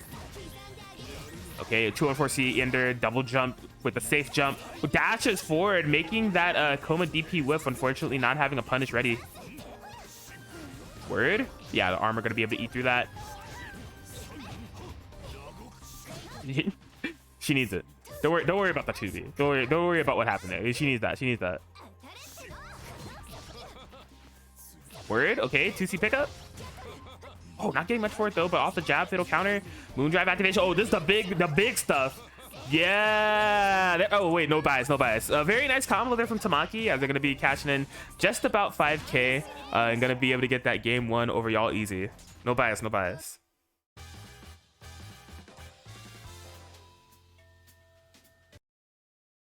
Yeah, excellently played there. Just that is a big part of Noel's kit currently with the patch of, like, I mean, she always had this, but just really being able to dish out a ton of damage with the moon drive activations to reduce the amount of hits you need to win a round when you're closing out is amazing. It's something I'm trying to get more into my game plan, because it's just doing a casual 5K. You know, who wouldn't want to do that?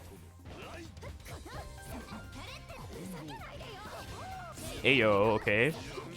Shield BC, fatal counter, not getting the full confirmation for it.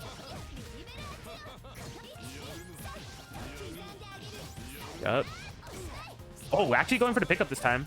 Oh, okay, out the earth, still gonna be able to get an air unblockable actually, so it ended up working out.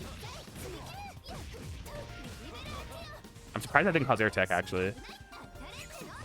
YallEasy. Now on top of the shield exchange.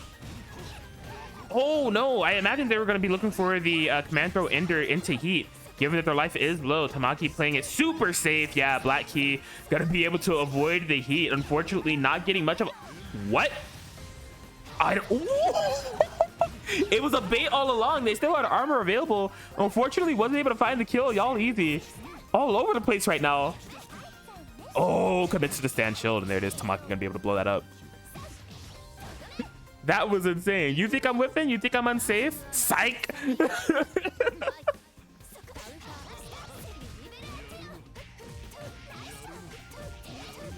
All right, Tamaki, one game away from moving on to this top 8. Hey, yo. YallEasy's out here. Word? Yo, you gotta relax. Oh, yeah, that pesky JC. Fatal counter started here for Tamaki. And I mean, we've seen Tamaki go for those moon drive routes before. I think you could guarantee if Tamaki's gonna be able to find a hit here. Oh, yeah, here it is. I told you. I told you. There it is. I don't know if this... Oh, no, they just got the bar for the arc drive. Great routing. And I think this should be a kill. No, never mind. The scaling way too high. Just spaces perfectly outside of the blood heat range. And just like that, Tamaki, 2-0 victory over YallEasy. Gonna be moving on into the top 8. Fighting up against Gatorade. So it'll be the run back of who sent them to losers in the first place. But a good run from YallEasy. Always fun watching their matches go down. Yeah, so Yusro got the 2-0 victory over Wowza. They've qualified for the top 8 on the bottom side. They're going to be waiting for the victory between xdeamons and DB215. We're playing it out right now. But that's enough that's filled out. We're just going to be jumping in the top 8 right here, right now. Brankton and Shadeprince are going to be coming up now, and then after that we will have Lunar and OmniSScythe, and I am gonna get a losers round 5 match. It'll be Yusro's match whenever xdeamons and DB215 are done. Let me go ahead and cue that up.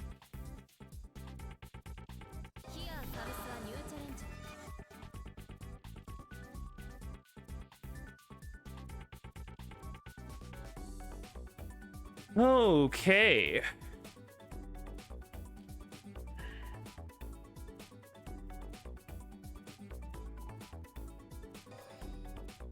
All right, so this is the winners semifinal.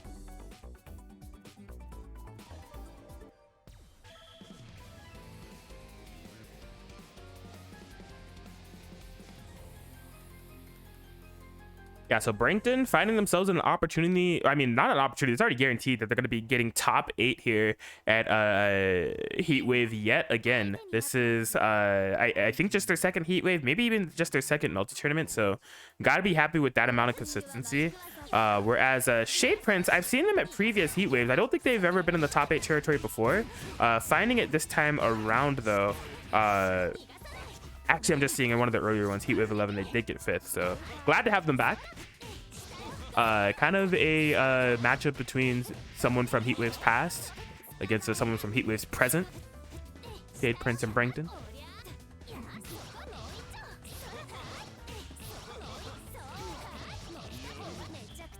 All right, the Shadeprince starting off extremely strong. Into the corner, threatened a double overhead, didn't actually do it. Hey, yo, we're ready for it. Have the OS available, gonna be able to punish that heat. Are you gonna be able to arc drive? Yes, but did not spend it. Just did the one bar. I couldn't visually or mentally confirm fast enough that was gonna be the case, but the life lead is so massive that it does not even matter. Gonna be able to go meter positive into this round 2 with the victory as Shadeprince. Word. Oh, okay, yeah, I couldn't get the shield A follow-up, unfortunately. Shadeprince. Oh, look at the movement. This is something that I noticed in the Yusro match as well. I thought it had to do with just having a good knowledge around like Arc's buttons and was just like navigating around them perfectly. But that actually just seems to be Shadeprince's player quality, is that they utilize that J2C and just the core movement of the game, especially with that moon drive, to really have excellent air control. Okay. But yeah, right now, dragging to the corner. Going for 2A. Nothing quite yet. Trying to get this comeback. Moon drive activation. That's going to be free there. for Brankton. Not getting the full damage that they were allotted though. Whoa. In and out. Yeah, definitely recognizing that if they committed any further, they were going to be getting fatal counter probably in the death. So just jump canceling to avoid anything crazy. But there it is. Brankton going to be able to find the hit that they need. They're both going to be locked loaded on 4 magic circuit. This is extremely dangerous. Caution as it relates to hits here. Word? Whoa, backdashes was still in range of that 2C though. What a clash. Yo. No, can't get the pickup. That was a lot of damage left on the table there for Shadeprince. Off that starter for sure. Ooh, footsies? Question mark? Oh, okay, yeah, cracks the dome open. Shadeprince can't get the full confirm. Oh, wow, now it's Brankton to find a hit here in the corner. Not able to bait out the blood heat. Really piling on the pressure. Oh my god, they both have. Whoa, whoa, whoa, whoa. Relax, relax. Both of you relax. We don't want to see me. Oh my god, what is happening? What is happening? That was insane. They both spent all that bar they've been sitting on for so long on blood heat.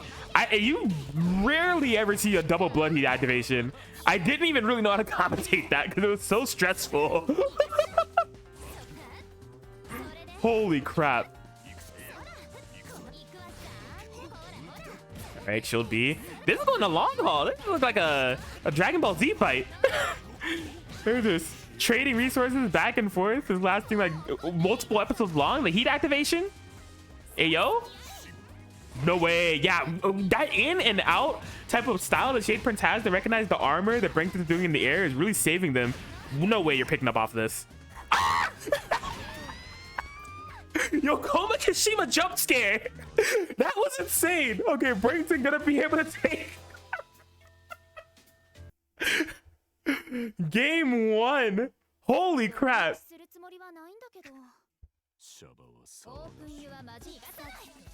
Brankton. Yo, for that round to be going that way and the end with the running throw. Insanity.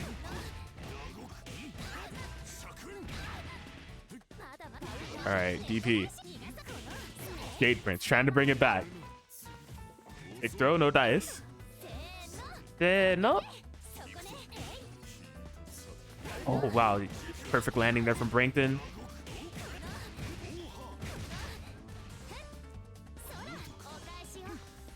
Ooh. The footsies. Yeah, yo, elbow.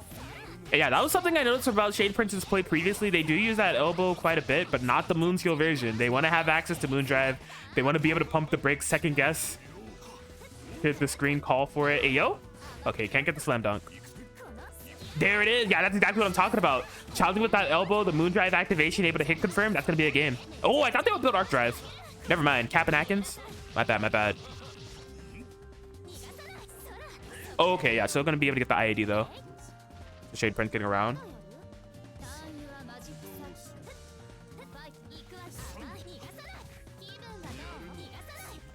Another one? A third? Okay, no, we're not having none of that. Leave me alone. Look at these reverse beats. Yeah, extremely tricky on the pressure. Double jump? Nothing? 8. That was kind of clean. Jeez, how do you stop? How do you stop this? This vampy girl is just elbowing at you, just throwing her bows in your face, to your chin constantly. Uh-oh. Is that free? Yeah, they did air shield for some reason. I think that left them extremely vulnerable for that. Heat activation. Brankton gonna be able to get some life back. Oh my gosh. I got my whole life ahead of me. No, you don't. The arc elbow is coming.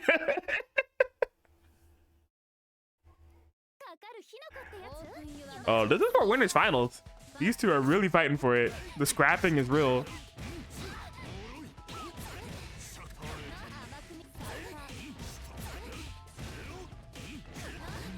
Oh, be careful. Okay, gets the pickup. Activating. Hey, okay, I like this. Are we going full coast to coast? From east side to the west side to the windows to the walls. Shadeprince. All the overheads in the world. Good defense from Brankton thus far. Perfect opportunity for the Moondrive. Involing, capitalizing away. Empty jump low. Where do you think you're going? All right, Brankton. 1 round away from moving on to that winners finals. I don't know. I sniff a round 3 incoming, but let's see. Let's see. These two going completely back and forth. Ooh. Oh my gosh. I think Shadeprince had an opportunity to cancel into a super there to avoid that interaction. Uh-oh.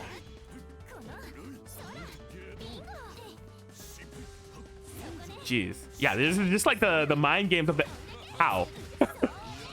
I can't believe that hit. I think Shadeprince didn't even know that was gonna hit. They did not have the full combo after it. That was definitely a massive opportunity to do so. Brankton gonna be able to take advantage of that.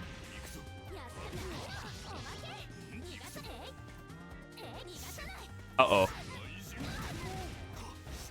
Brankton really just a couple hits away from being able to take the Shadeprince is really scrapping away, trying to get these air-to-air hits, but I feel like Brankton has been playing around the air-to-air mind games and just Shadeprince's overall movement a bit better, so it's gonna be up to Shadeprince to kind of divvy it up a bit.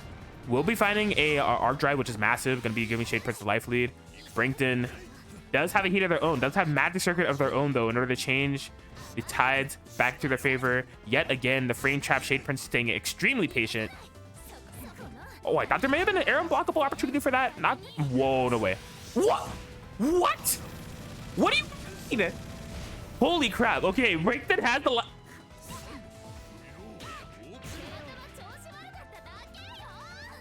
What y'all want me to say? What do you all want me to say?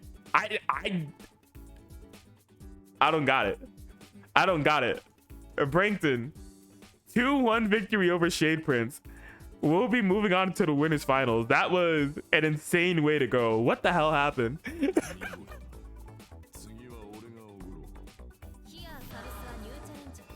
Jeez. And I think it's like I've been seeing that 3C hit time and time again. I think people just think they're out of range, so they're just like not blocking or like trying to jump. It's just like, nah, the 3C is in range, player. You gotta respect. All right, we're already switching up. We got Lunar and OmniSScythe coming up. Let me go ahead and get that updated for y'all on the scoreboards.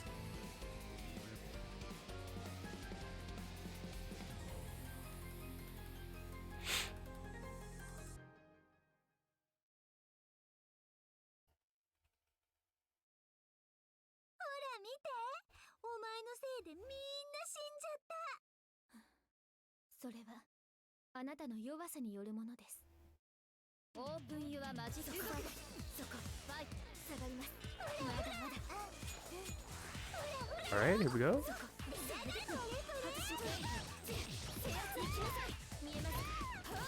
OmniSScythe starting out strong. I mean, yeah, these two really the history is already written in the history books between these two. They have played so much throughout the entirety of Melty Blood's lifespan. So this is like a common matchup you expect to see in top 8 time and time again. A little bit mixed on the results. I think it's been going a little bit more Lunar's favor recently. Lunar's been kind of on a tear in terms of the online tournament, so.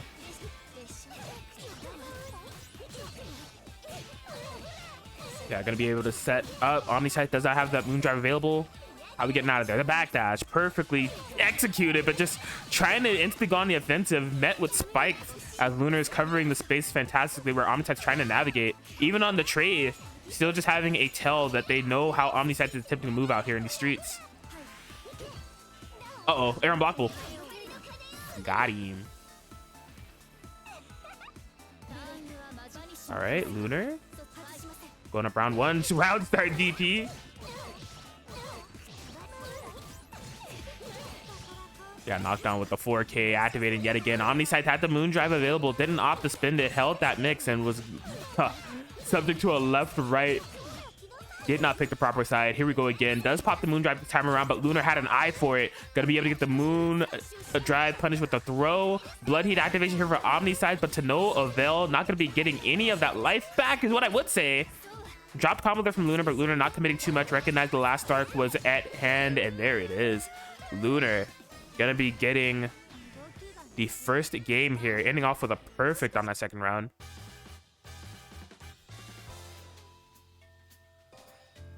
Yeah, if like just recalling from previous matches I've seen these two play, OmniSScythe usually defends around the Vortex game very well. Like they cycle their offense, they cycle their defense as well. I could tell that they definitely know how the Dead Apostle Noel Oki works, and they usually are sitting on that moon drive. But they did pop moon drive in a couple instances. I think just Lunar has just had a very solid idea of how OmniSScythe is trying to escape, and just, you know, having the proper counterplay time and time again.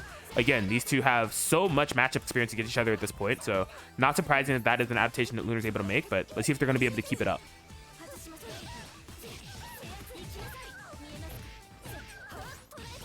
OmniSScythe getting a little bit of momentum started of their own. Bop, bop, bop. Oh my god, yeah, had the hit off the Oki, but did not confirm it in time. Lunar going to have an opportunity to escape. Potentially. Oh no, run out buttons. That'll do it. Not gonna be enough to kill. Throw. Oh yeah, just caught by the ID. OmniSScythe getting around on the board, much needed.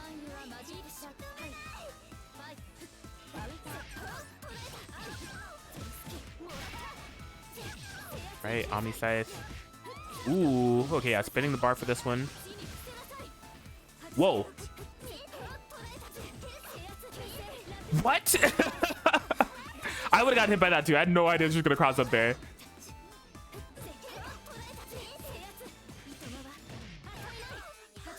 Yeah, Moondrive activation, invul through the ID. OmniSScythe is really getting some pressure started right now. The entire like flow of the match is completely changed. It's no longer a runaway. It's no longer the Vortex game of Dead Apostle Noel. It's OmniSScythe really getting in there. Lunar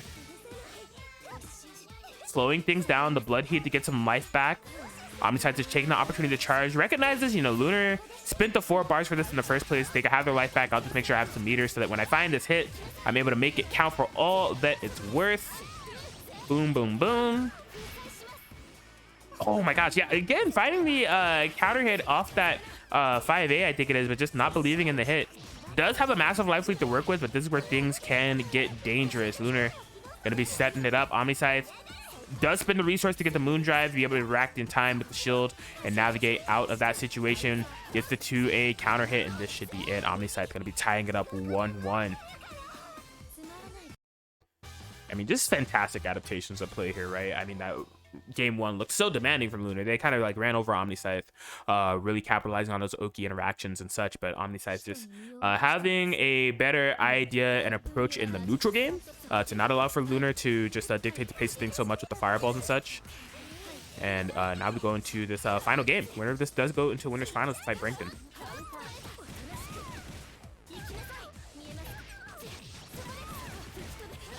Boop, boop, boop. OmniSScythe. Wow, I think that Lunar thought that the multi-hitting hitbox of that jump button was going to be coming after the Moondrive activation, but it looked like the active frames are actually over. Power to how it landed, so it was a free punish for OmniSScythe. The shield BC. Uh-oh, this is getting ugly. OmniSScythe definitely has the resources to work with here. Arc Drive was just built. Do we even need it? No, just with the 1 bar, 4K. Talk about some good routing. As OmniSScythe gets to carry 2 bars over into a game point. Lunar does have the meter to work with, can make the necessary adaptations and get this popping, but gonna need to find it as soon as possible. So OmniSScythe is really getting a train rolling here of momentum. Wow, yeah, a ton of technical damage there, but Lunar gonna be able to get the DP. Oh, catching the up back, just couldn't quite confirm the hit. What a shield BC! With the counter hit. That was a fantastic finder from OmniSScythe. Back to the corner we go, charging things up, trying to make sure that that next hit is fatal if at all possible. Lunar just throwing out everything on the screen that they possibly can. The shield, oh my god, the shield B with the heat activation. Lunar has OmniSScythe cornered now. You can see that they're trying to make them pay, but misspaced to get the double super. I feel like Lunar was just like desperate to keep the pressure going as much as possible. That was a slight miscalculation. Does not have a lot of comeback resources to work with. No magic circuit, no moon, and OmniSScythe able to find the 2A and the dub. 2-1. We'll be moving on into winners finals to fight Brankton. Yeah, so a solid set altogether between the two of them. Always is. That's not the last that we'll see of Lunar. Just dropping on Lunar losers. They will be fighting Caterade. That match will be actually happening on stream soon. We have Yusuro and xdeamons coming up for now. The next match after this will actually be Caterade and Lunar. So let me go ahead and get these set up.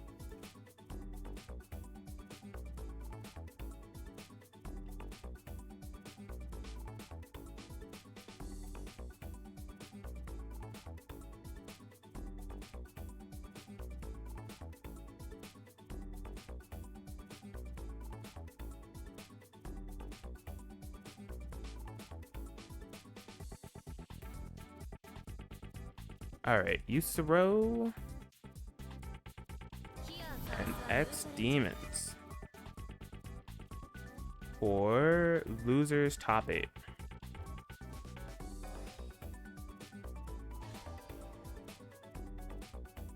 Cool. So yeah, both of these players that we saw earlier, Yusuro dropped down and loses by Shadeprince in the mirror match, but has been trucking along in that losers side, getting some victories over Copycat, Dog 201, and Wowza to get into this top 8 position.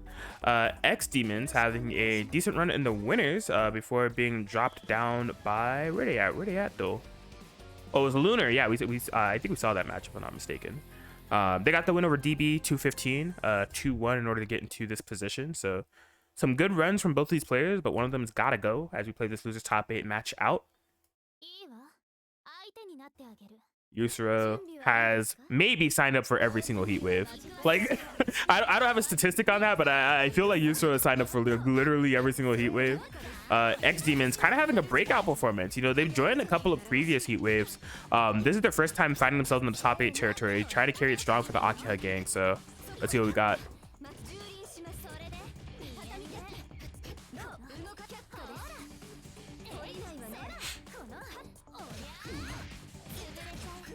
All right, Yusuro starting up strong with the corner pressure thus far. Does not go for the double overhead, but we are going for that charge 5C unblockable. Okay, yeah, will to fight their way out of this corner. Not a bad usage of magic circuit, keeping the pressure strong. Oh no, a DP out in the open, not quite ready for the punish. A little bit in an awkward position. Relax. Oh my god, the overhead opener. There is 3 bars on deck. Don't kill. Yeah. I said don't kill, but like I think that's just more my mental stability. I didn't want to see that combo killing. Holy crap. Arcueid Broomstud. All right. The will activation, shield BC. Corners themselves with that. You got to be careful for Yusuro. Oh wow. Comes out on top in the shield interaction. Is going to be getting round 1.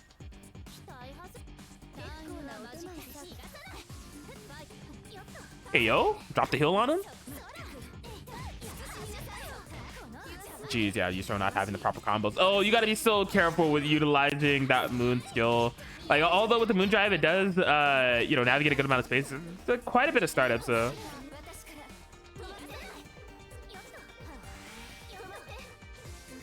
Oh my god, out the herb, but Yusuro can't capitalize. Good luck. Ooh, yeah, commits to a little shield. Hey, yo. Gotta love those Akiha changes off the patch, having some fun tools to play around with the will shenanigans. But Yusuro still DPing. I'm still finna DP. What you finna do about it? The left, right. Oh my gosh, the whiff penalty. Both players not quite ready for that, but Yusuro recovering from the shield first. You gotta guess? Oh no. Did they think that they had moon drive available? I was trying to go for a moon skill with armor. I'm not quite sure. Yeah, because they didn't have anything invul to get through that gap. Yusuro gonna be able to get game 1.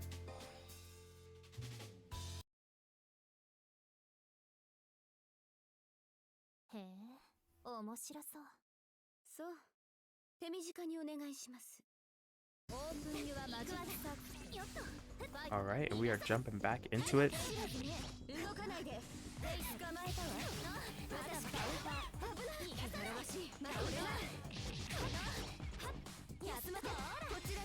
Wow. xdeamons is having a extremely solid turnaround here. It's like that last match hasn't even happened, as they are just really taking the fight over to Yusuro. Pretty much a perfect almost. They were able to get here. Look at that momentum. Like a 20-second round, no less. Yusro not having an opportunity to heat, no nothing. Just pure rush down. xdeamons, feeling it. Okay, the double overhead. Yeah, just the stagger pressure. That's been a constant there for xdeamons. They aren't afraid to use like the full rapid beach to stagger to see if Yusro's trying to escape. Oh, the whip heat off in the distance. Now, in terms of what they get for that, I would say not much. I mean, were able to like capitalize on the corner position, but they didn't get really much life back or anything. I think it was a little bit of like a panic heat. Oh my god, yeah, just scooped up off the 2C. Oh yeah, it hasn't had the proper defensive action for that quite yet, and now you see Yusro just piling on the pressure. This time, yeah, they do have the clash frames available, but you got to be careful when your opponent has Moondrive. Yusro able to act and punish accordingly. But dropping the combo, a massive miss there for Yusro. You got to feel really happy about that if you're xdeamons. A chance to redeem yourself. Okay. No way, no way. Oh, you're stuck in this corner. You got to be so careful with the defense. I'm in clutch thus far, but just caught out the Yusro can't stabilize anything and gets the throw. It's not a fatal counter. Let go of shield just in time, but yeah, the stagger pressure. And now Yusro, 1 round away from moving on to Lunar quarterfinals to fight Shadeprince in the run back. Okay, the throw tech. what a trade. My god, xdeamons fighting for the heart and hope of every Akiha player around the world right now, saying it's gonna be okay. I'll put the Akiha army on my back. Can it be done? The fatal counter opener here for Yusro. Has 4 bars to work with. I mean, yeah, spin a little bit of that. You ain't gotta be stingy with it. Uh-oh.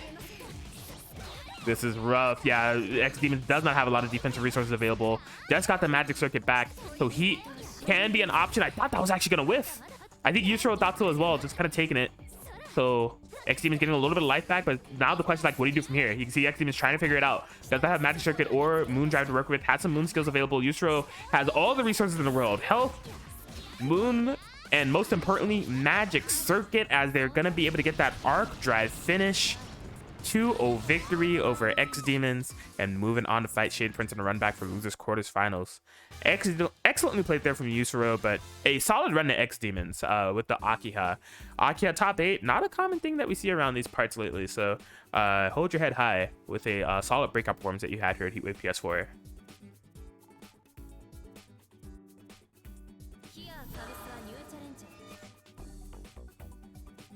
Yeah, we're gonna be moving right along to Lunar and Arcueid for a losers quarters finals match. After that, we will jump to winners finals between Brankton and OmniSScythe. Then we'll jump back to loser semis, then losers finals and grand finals, and then Heatwave PC.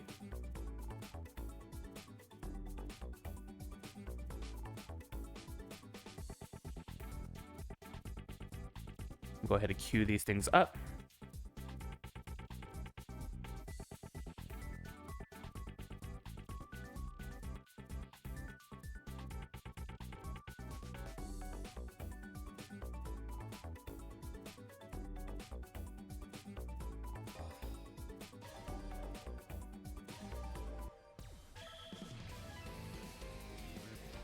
Okay, so Lunar, player 1, Arcueid, player 2. Oh, did I already? Yo, I already changed it. That's crazy. I don't even remember doing that. Let's go. All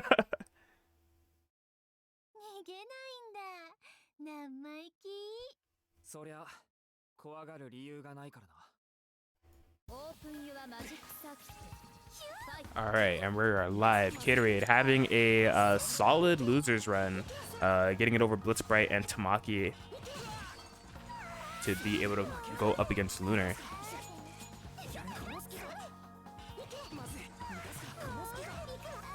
Oof, yeah, really just trying to figure out how to navigate the minefield of DA Noel so far.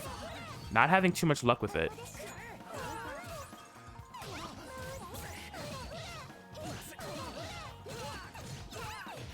Yeah, you can see Lunar going to be able to set up the vortexes, what we've seen time and time again. Arcueid extremely not ready for that. Yeah, as I said earlier, Gatorade is actually someone that used to frequent Heatwave a lot in the earlier days of like when this game was first coming out. They're just kind of getting back into the Melty Blood. I believe they played Kouma before. Now they're just kind of like on Shiki as of late. And the fundamentals are there. Like Gatorade is like a high-level Blaze Blue Cross tag battle player, so definitely comfortable with the anime games. But I don't know how much Dead Apostle Noel experience they have, if any. This may be like their first time fighting the character, so... Oh my god, what a feint! Able to bait out the shield. Gonna be cashing in a ton of damage. It's the pickup. This should be a 3-touch game if Gatorade's able to execute it properly. But Lunar's gonna be able to fight back. This is massive. Yeah, off these exchanges, this is what I typically expect from Lunar. Not really worried about heat, just trying to utilize the Vortex to their advantage and snowball that to victory. That could be the case here. I mean, Gatorade has already showed their hand that defensively they may not be too keen or savvy of what Dead Apostle Noel is capable of. Look at the optimization on this. We're going to be going into Arc Drive. Those are the exact type of combos that you're going to need if you're going to be a top level Dead Apostle Noel on the caliber of Lunar. And Lunar showing exactly why. Nearly 5k on that, as they will be getting game 1.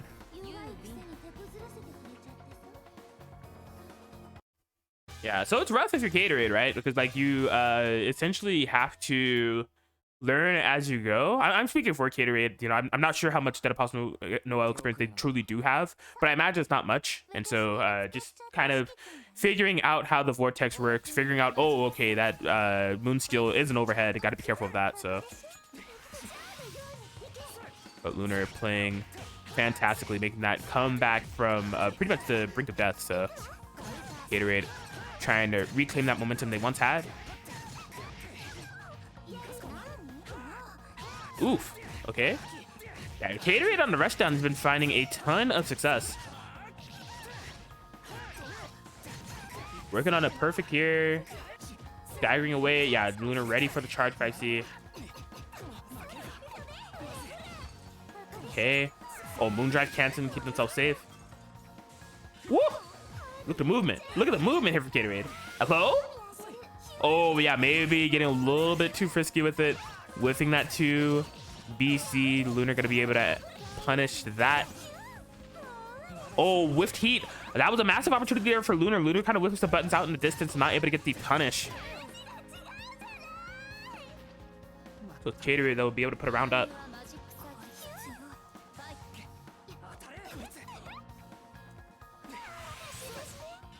All right. Oh, wow. Swiping away. Yeah, Gatorade just looking a little bit more comfortable this time around. Oh, my God. Yeah, just being punished for attempting to escape out of that corner with the spikes on top of you.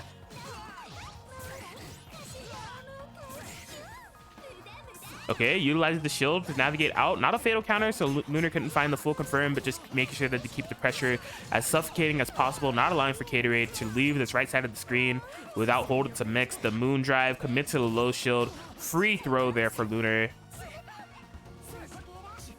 Oh my gosh, charge 5C. And Lunar gonna be bringing this back. It is just one round away from moving on to this top 8.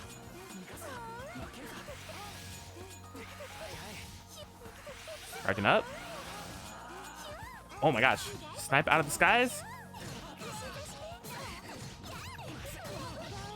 Here we go. Yeah, cycling it again. The back dash in order to this game.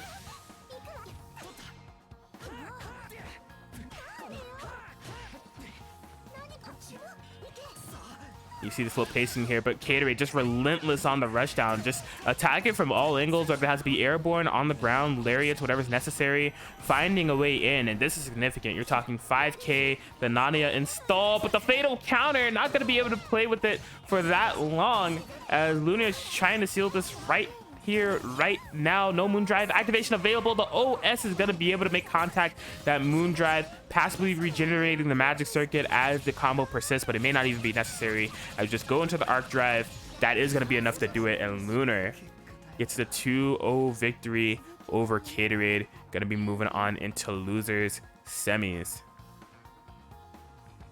hard fought there from Gatorade. You could tell that they were getting a little bit more comfortable in terms of navigating the space in order to get in and attack that Apostle Noel, but Lunar was just executing the game plan perfectly and divvying things up as they go to keep Gatorade on their toes.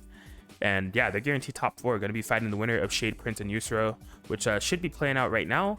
But we are going to go over to our winners final. There's going to be Brankton and OmniSScythe, and this will be first to 3. Let me go ahead and change that right now.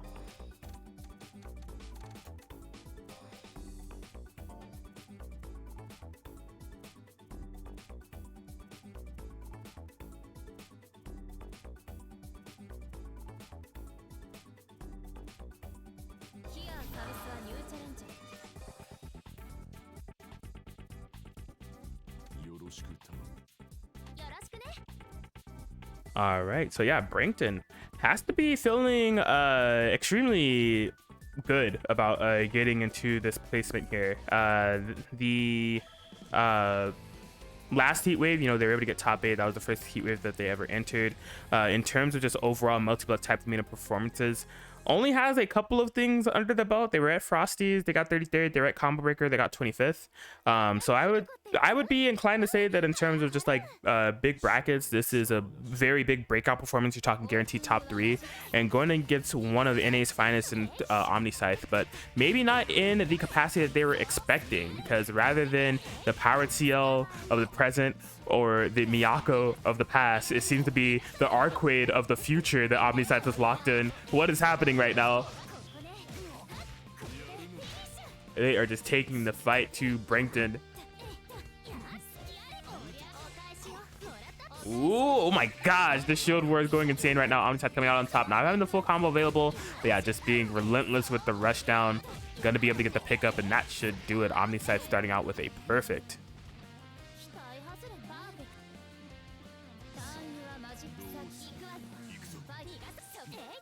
Okay.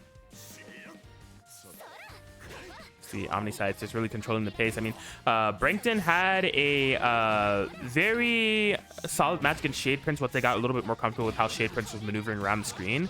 But I think, like, in terms of maneuvering, OmniSScythe is just like way more in Brankton's face, where Shadeprince was a little bit more elusive, kind of like flying around all over the place.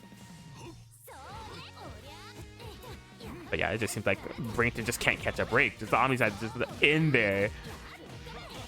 Oh, okay, a drop. This is definitely a gift from heaven here from Brankton to try to swing it to their favor. Uh-oh. Woo! The whiff punish. OmniSScythe. Yo, look at that. Wow. Not having the full pickup available. Pretty sure that could have been a kill confirm, but it works out. OmniSScythe could be able to get game 1.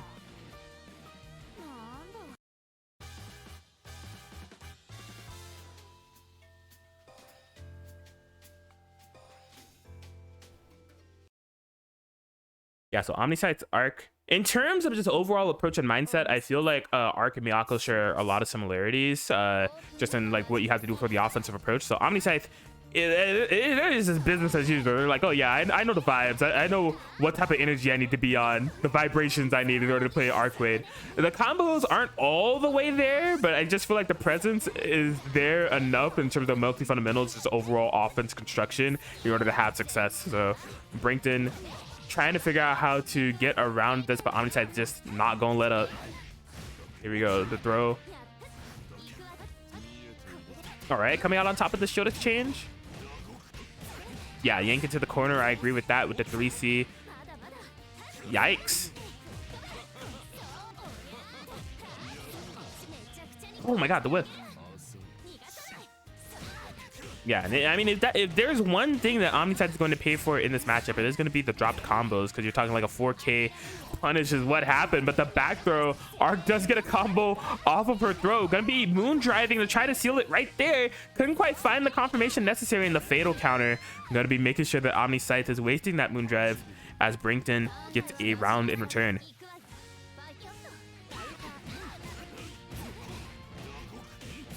Yank. Oh, no throw into the corner, though. Word? Yo, foodsies. That was calculated. I don't care what you say. That was crazy. What a read on the elbow charge. Having the armor throw. Corner positioning there for Brankton. No way? This should be it. Yup. Get big. Brankton tying it up 1-1 just like that. That was a phenomenal adaptation. You can see Brankton utilizing the armor in very interesting ways. You know, that cranked up throw to get the elbow punish, and just all around having a much more solid ground game. Impressive stuff there from Brankton.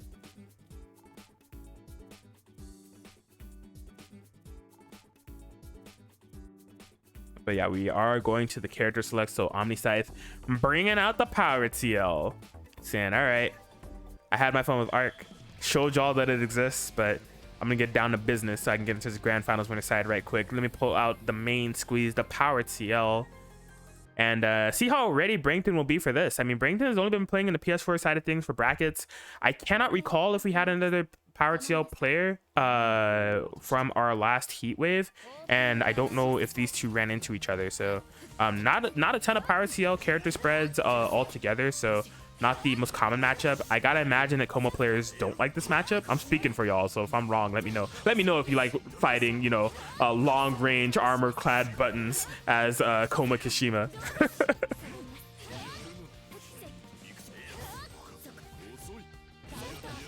Here is OmniSScythe getting things started. Back dashing away. Yeah, the ground game that this pick makes sense. The ground game that Brankton was starting to become advantageous in, a little bit tougher to navigate this time around, just given PCL's range. And you can see OmniSScythe playing around that range so effortlessly. Okay.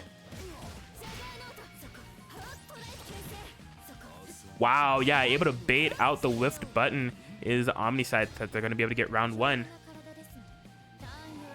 Yeah, just controlling that optimal range there for power TL that is so hard for Kouma to navigate. And just really being on point with these anti-airs as well. That's something else that I'm noticing, is that off the air tech situation, Brankton can't catch a break. They may have to delay their tech or maybe directional tech so that OmniSScythe doesn't have such a solid read. Uh-oh. Counter hit starter, punished for trying to escape. Is not where you want to be. It just feels like Brankton has not had an opportunity to play the game. Moondrive activation. Okay. Yeah, gonna be able to get out of there with the moon skill. Nearly 3k. The backdash. OmniSScythe is not afraid to backdash in this matchup. Brankton has not really been showing anything that they have a counterplay for it. And it's resetting back into the range where OmniSScythe wants to be. Oh my gosh. You would think that you have a punish there. You would think. But actually, that's my game. Thanks for the whip punish. Thanks for the memories. OmniSScythe. 2-1 over Brankton right now. One game away from moving to winner side grand finals.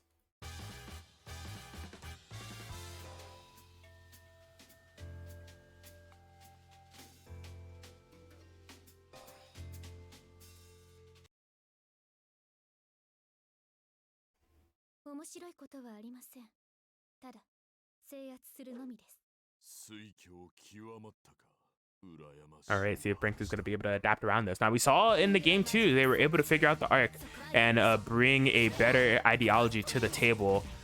So their adaptation game is something that they do have in their core skill set as a player. But I feel like what Power TL is bringing is a little bit tougher of a challenge. Just given the way that this match is being played right now, Brankton needs to find a way to swing the tides in their favor. Oh my god, that's one way to do it. Fantastic DP. Has the combo afterwards. Oh, a little bit too hasty there. Hit not properly. Lock OmniSScythe down after the tech, but here we go. Gotta be finding a corner combo for this. Threw it on the ground. Okay, yeah, that one is punishable on block, but no pickup. Oh my god, that was crucial. That was crucial. What?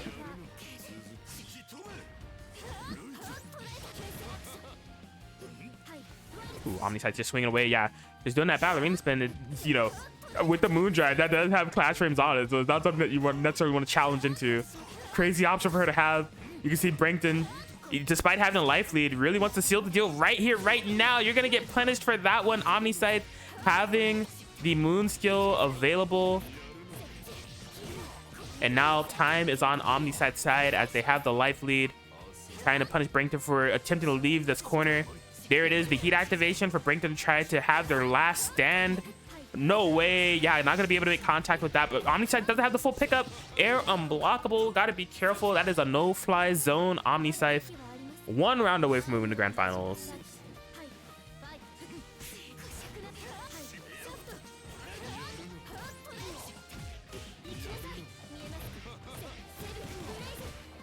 Okay.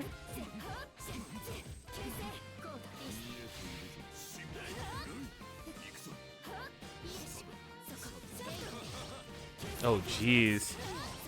Yeah, OmniSScythe is just relentless with the pressure right now. There's a ton of damage. Brankton, once again, kind of at a last stand situation. They spent so much time in this corner just kind of getting bullied by the powered Ciel mid-range buttons. Does find some success with the super, but oh my god, out the air. I think that could have been a fatal confirm if OmniSScythe was going to be able to find the pickup and maybe use Moon Drive and go into Arc Drive. Brankton, okay, off the pop-up, but be able to find the 2C. This could be a massive opportunity. Doesn't have the magic trick to work with. Does still have the Moon Drive. Able to find the hit they need to cash it in for all that it's worth. Catches the backdash. Extremely good patience there from Brankton to watch and capitalize. They're still in this. They're still in this. Oh my god, not coming out on top of the clash.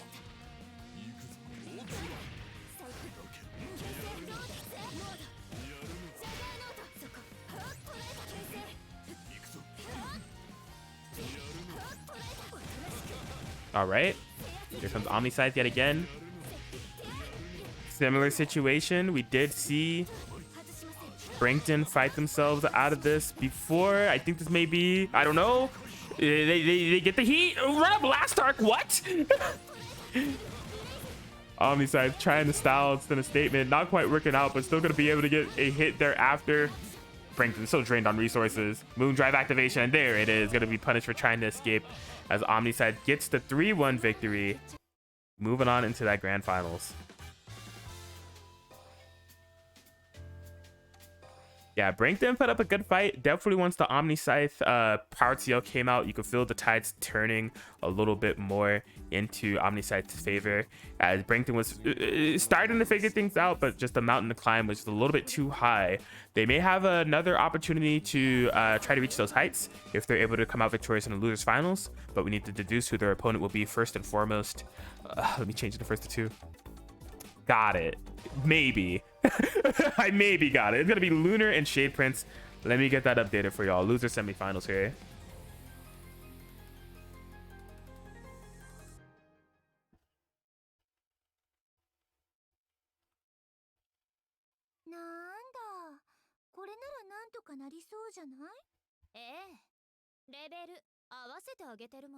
Here we go. So Shadeprince got the 2-0 victory over Yusuro yet again in that mirror. We saw Shadeprince versus Yusuro in winners round 2, and Shadeprince got it 2-1. Shadeprince kind of capitalizing on that statement in the run back with the 2-0 victory off stream. So they are guaranteed a top 4.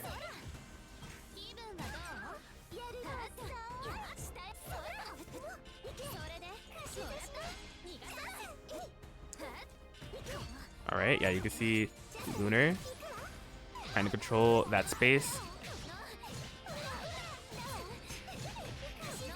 Yep, gonna be cycling that vortex that we see time and time again. The shield BC to escape, but oh my gosh, the spikes fatal counter. Just keep the Shadeprince locked down. Every move, every way that they try to navigate Lunar, just having them meet something that leads to their demise. The spikes, the projectiles, everything as Lunar gets round 1. Yeah, I'm just going to be continuing to maintain that pressure even as we lead into this round 2. Another knockdown yet again. You got to guess. Uh-oh. Yeah, the tick throw this time around. So many layers that you got to peel through when it comes to that Dead Apostle Noel Oki with the spikes. Counter hit starter. Lunar feeling it. Okay, not setting himself to spikes this time around. Oh, okay. Shadeprince coming out advantageous in the clash, but just can't find a proper combo. Just out of range time and time again for these confirms. Has Lunar locked down in the corner. This is where you want to be, but not with this amount of life. Especially when Lunar just navigates their way out. Shadeprince is really trying to chase down. Rightfully so. Easier said than done. Standing on top of the spikes, just kind of taking it. Oh, no. Okay, full screen blood heat. It wasn't the biggest punish in the world, honestly. Moon Drive activation to keep themselves safe. No way! there it is. Lunar actually does. I mean, Lunar was showing that they're not afraid to press buttons. And Shadeprince was like, all right, it's only a matter of time, able to utilize that shield and get a ton of damage to even up the life just a bit off the last arc. But it does not matter. Lunar having a ton of resources to work with, but not the combos. The shield B, what a fantastic anti-air there from Lunar, recognizing that shield B right at the last instance and getting the punish. We'll be getting game 1.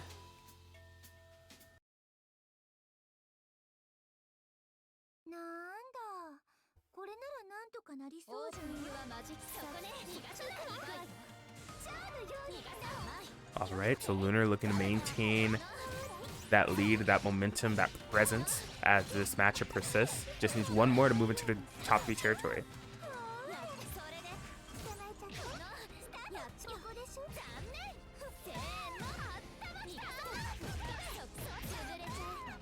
All right, you see Shadeprince firing back, throwing to the corner, go for the inch up low, no dice.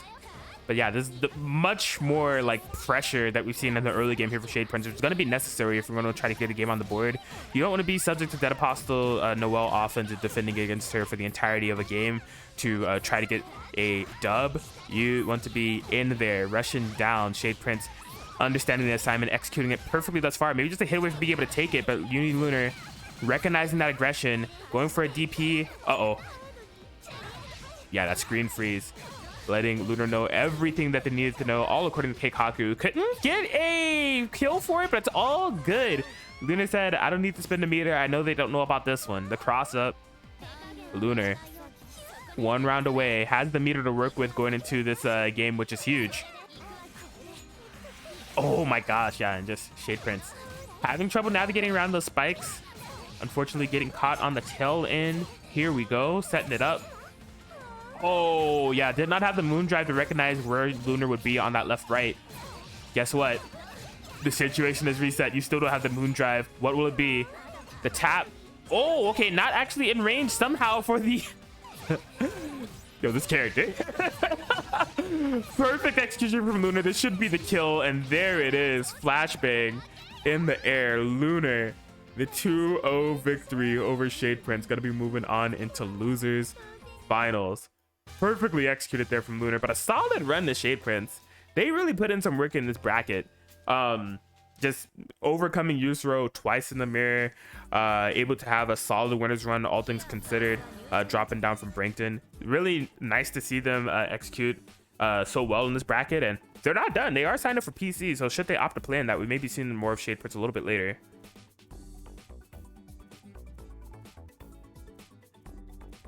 Yeah, for now we do need to hop over to Lunar and Brankton for our losers finals. Oh, let me change. No, don't do it. Oh, wait, rematch them. Oh, it didn't change before. Never mind, you're fine. Go ahead and start. It didn't change before. I didn't even realize. A Lunar Brankton losers finals 0-0 scoreboard update. Hey, yo, did Brankton just pick Ciel? Brankton just picked the pocket Ciel coming out for the Dead Apostle. Yo, I thought this character was dead. How is there a dead? You want to see a dead body? How's there a dead body on the screen right now? That's not manly. Brankton pulling out the Ciel for the Dead Apostle Noel matchup. I'm excited to see this one. Okay. Losers finals. I mean, rightfully so, not wanting to fight the Kouma Kishima matchup, but like this is not something that I've seen from Brankton. Completely different archetype and style of character for Ciel.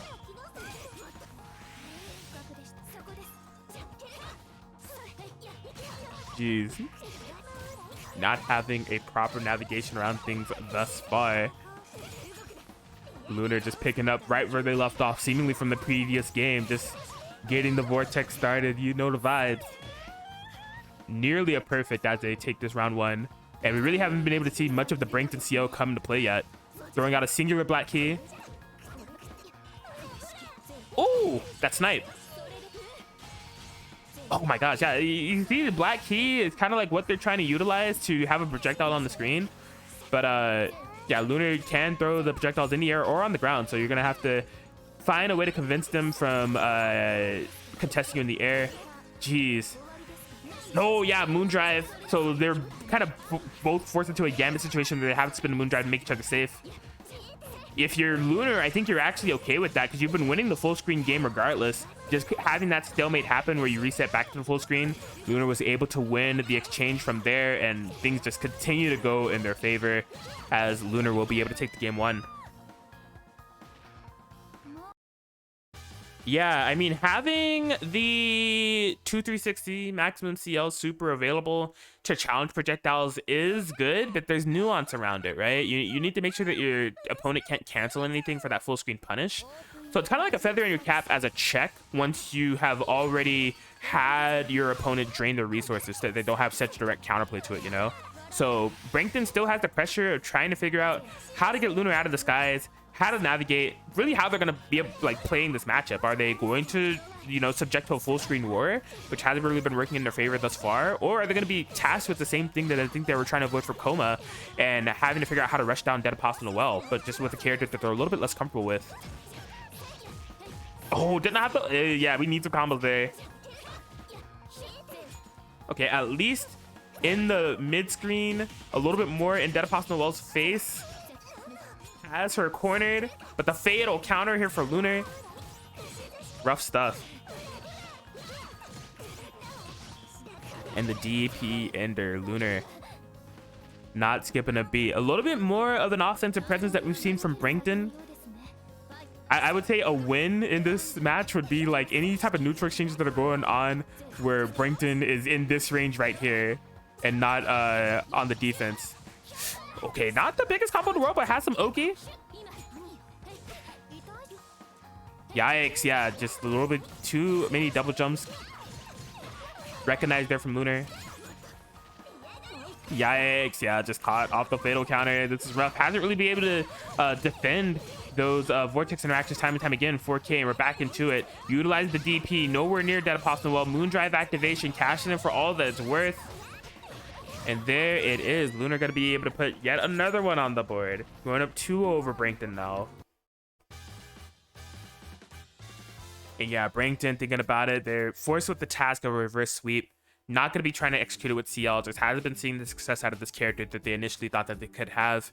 And maybe bringing back out the Kouma.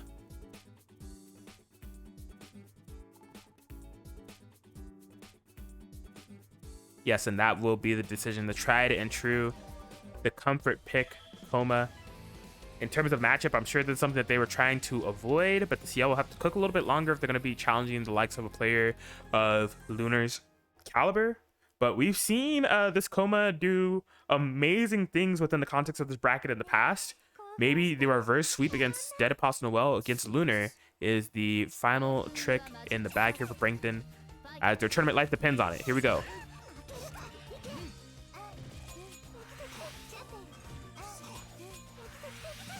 All right now, business as usual here for Lunar. But oh my gosh, Brankton able to find a hit, navigate in. Something that they like really weren't able to do as like convincingly with Ciel. Already coming to fruition here with Kouma. A dropped combo. Brankton, of course, going to capitalize off that. We take all that we can get around here. Oh, baited out the shield, but did not have a proper punish available. I'm going to tell you what happened. I think that they didn't recognize that was Dead Apostle Noel's crouching shield animation. So they were trying to go for two-way fatal counter, and they got caught.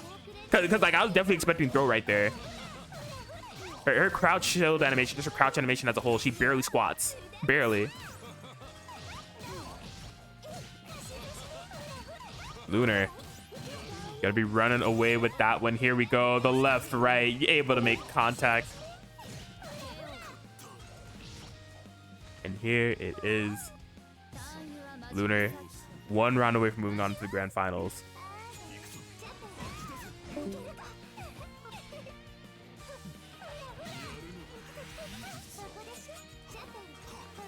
my gosh, yeah, just zoning out.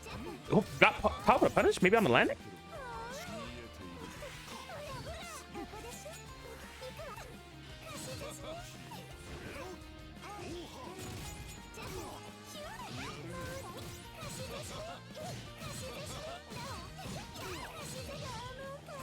Lunar, all this life lead that they have. Brankton has the moon drive activated. Oh my gosh, yeah, just being pinned down from full screen with the spikes. One magic card available, cashing in that moon drive. We've seen these confirms time and time again, the cash in the damage. Maybe, yeah, not even needing magic circuit to be spent, as Lunar gets the 3-0 victory over Brankton with the dead apostle Noel, and we'll be moving on to grand finals with the run back against OmniSScythe.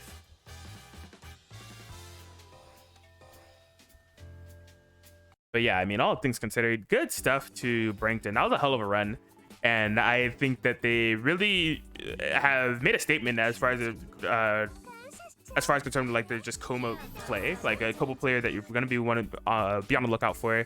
Looking forward to them joining future Heat Wave brackets. But for now, we have to jump to a classic one here at Heat Wave. Lunar versus OmniSScythe. We saw this play out in winners semis, where OmniSScythe got the 2-1 victory over Lunar. So gonna be seeing it play out yet again. Lunar has been kind of on fire, like ever since being sent to the losers bracket. I mean, they've basically gone 7 games unanswered, just 2-0, 2-0, and now a 3-0 that they got over Brankton. So see if OmniSScythe's gonna be able to put a stop to that momentum. Whereas, I mean, OmniSScythe's been having a good amount of momentum of their own in terms of the powered Ciel matches, at least. So a grand finals for the books. We will be wrapping up with Heatwave PS4 after this. Of course, the exclamation point match Reno in the chat. Be sure to check that out. A $50 pop bonus is on the line for PS4 and PC respectively. We are open to direct donations, so you can do that if you'd like. Check out the match Reno market. Oh, we got codes. Hold up. I'm hitting the refresh button. This just in, live update. Yo, we got codes, everybody. Please hit on the Match Arena link. The codes just got added for PS4 and PC. I think it literally just got approved. So there are free 25-cent codes.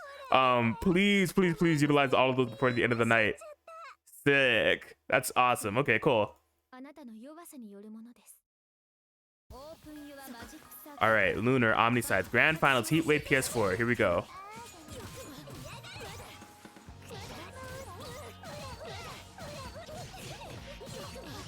Lunar starting out strong. I mean, this is just like we've been seeing Lunar's matches play out for this like losers run. Like they are just like completely in a zen state with Dead Apostle Noel at the moment. Just absolutely momentum driven. So it's gonna be up to OmniSScythe to put a stop to that.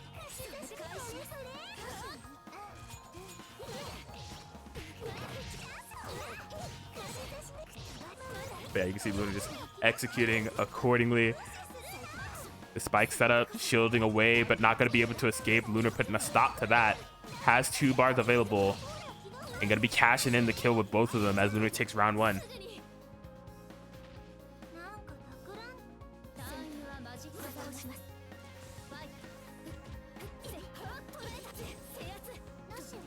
Okay. Lunar yet again just finding these opening exchanges. Like it's almost like we're watching a looping movie in terms of like Lunar's just round starting, just overall control of these matchups no matter who their opponent is.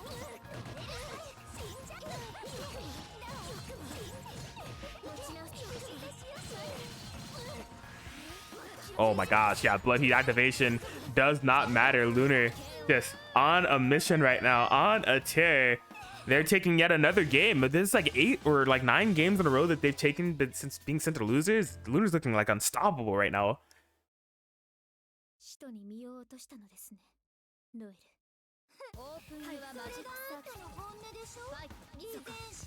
All right, here we go yet again.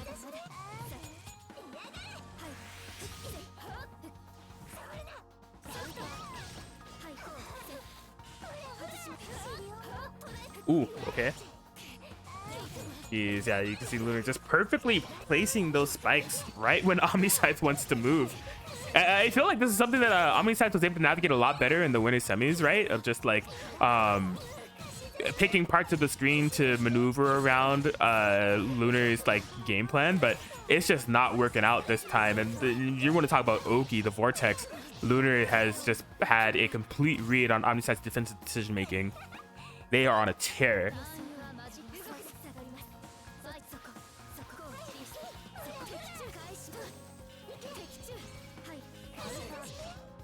Okay, getting the pickup yet again. You already know what's coming. The spikes, nearly 4K. What do you got? Oh my god, the spike actually ended up whiffing, so OmniSScythe was stuck during the headlights with the low shield whiffing into nothing. Lunar gonna be capitalizing off the recovery frames from that one. Building up the bar yet again. How dare you try to shoot me from over there? Jeez. And can he miss? He don't miss. Oh, okay, run a blood heat. OmniSScythe looking for the power play. Moon drive activation. Oh, okay. In terms of momentum, that's a good one here from OmniSScythe. A big starter, gonna be cashing in nearly 4K off the hit confirm. Lunar looking unfazed, still sitting on that life lead. 3 magic circuits to work with. The rush down coming in from OmniSScythe. Lunar finding a perfect opportunity to take their turn. Shield shenanigans going on. Oh my gosh, just capitalizes. Lunar has 2 bars to work with. What goes up must come down. The throw. Oh my gosh. What a situation to be in, to where like timing that throw to where if you moon drive at a certain time, the throw will win. If you try to act after the moon drive activation, the explosion's going to catch you. It's so dirty as Lunar. 1 game away from resetting the bracket. They're going for the speed run right now. This is a grand final set. I think it's only been like 3 or 4 minutes since we started. Like Lunar is just like absolutely insane right now.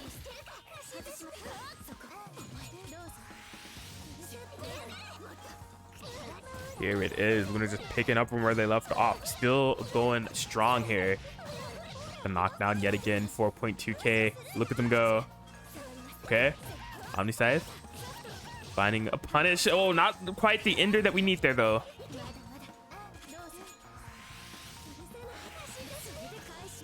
Woo.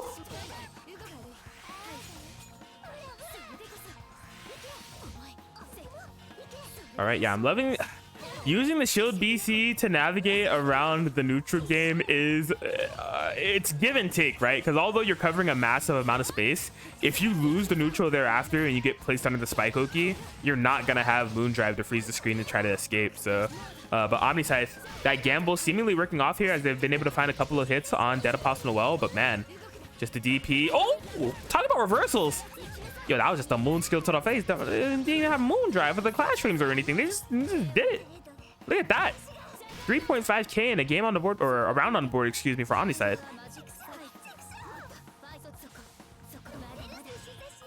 Oh, brutal.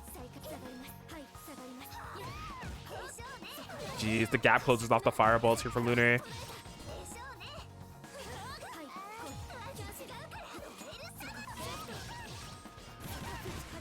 All right. Yeah, loving this here for OmniSScythe. Has the moon drive available.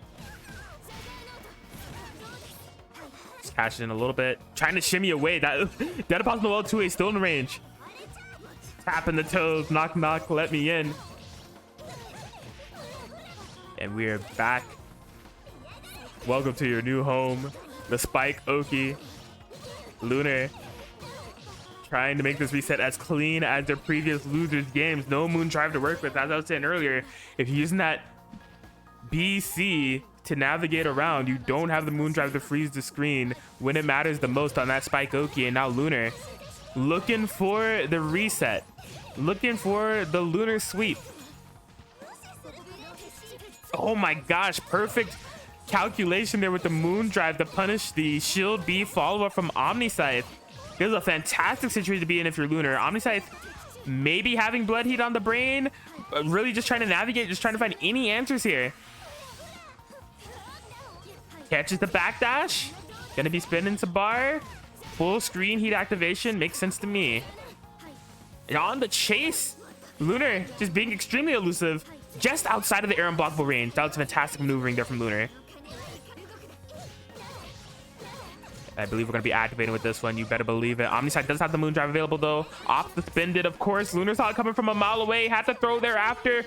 Executed everything that they possibly could perfectly in those last 5 seconds, baiting out the moon skill with their own moon drive proc to get the punish. Lunar going to be resetting the bracket 3-0 as we hop back into yet another set. Since losing the OmniSScythe in winter semifinals, Lunar 2-0'd Caterade, 2-0'd Shadeprince, 3-0'd Brankton, and now they have 3-0'd OmniSScythe. Really just kind of put into perspective how many games straight Lunar has been winning to get to this point. Extremely dominant performance, and it is absolutely at the task of OmniSScythe to put out the flames, because right now Lunar is just on fire.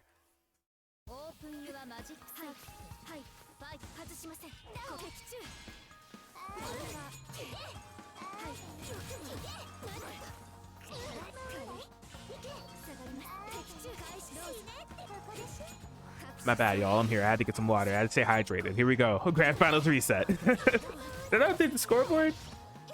Yeah, we're good. Oh no, I didn't. My bad. Hold up. I needed some water. My body was telling me to get hydrated. All right, we're in there.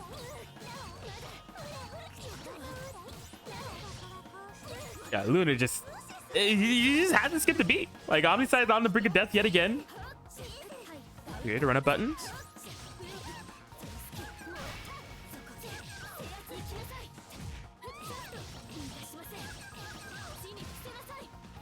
Oh my god, side to side, left to right.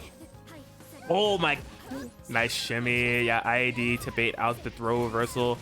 OmniSScythe, these are much needed offensive exchanges, but just off the drop combo can't stabilize things enough. A free opportunity for the DP, and Lunar gets another round.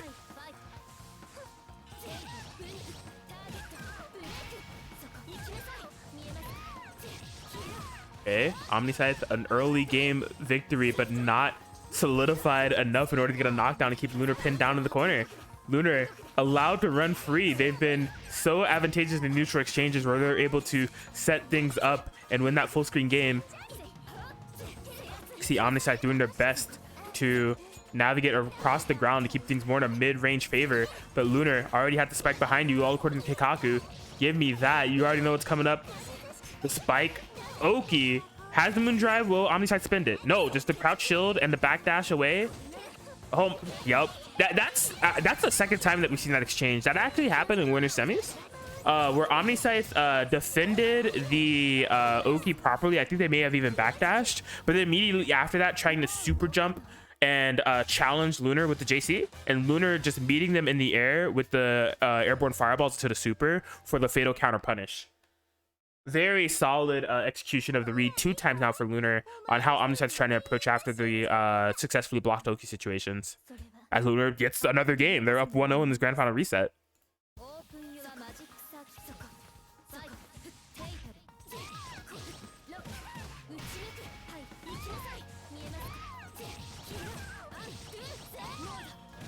Here we go. You can see OmniSScythe attempting to bring this back if at all possible. Okay. Getting a solid amount of momentum. We've seen OmniSScythe have even more momentum than this. Just unfortunately not able to put games in their favor, just rounds. But this may be a perfect that could swing off and start something beautiful here for OmniSScythe. Just the DP yet again. Lunar's DP timings, I swear, they have been extremely on point. Definitely over a 60% hit rate with those. What part of the active hitbox the power Ciel's jump button and what part of the hurt box and the pasta well connected there for a fatal counter? That was what?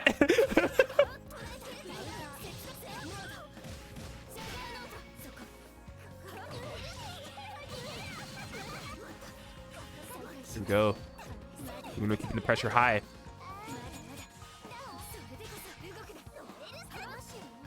All right. See OmniSScythe swinging away. Oh, the sweep of the legs. This a much needed game for OmniSScythe to be able to take this, especially 2 rounds straight. Just put a little bit of stall on the momentum of Lunar. You see they're fishing for it. Tried to catch Lunar out the air. The air tech forward gonna allow Lunar to escape from the lightning. And now they activate the moon drive. We already know that this means big damage to come. Gotta defend this properly, yeah. With Lunar having the moon skills available, it's gonna be a ton of damage if OmniSScythe didn't block that properly. Hey, yo, just a shot to the face. OmniSScythe, oh my god, stuck on +frames, able to block the overhead. Has been really consistent in blocking those moon skills. But here we go. Lunar has a chance, has an opportunity, but there it is. Just a heal. And OmniSScythe finally able to put a stop to the Lunar momentum to get a game. We'll see if it's too little too late. Both these players now in a 1-2 situation for the entirety of the tournament. Lunar, in terms of mental stack, who knows where they're at right now? Maybe they're in the camp of like perfectionist of like, no, I should have just, you know, kept that momentum going all the way to the end of the tournament. Or maybe they're just in the mental stack mindset of just like, you know what? I've been on fire. There's just a slight roadblock on my path to victory. I can definitely get this done in 2 games. We'll have to see.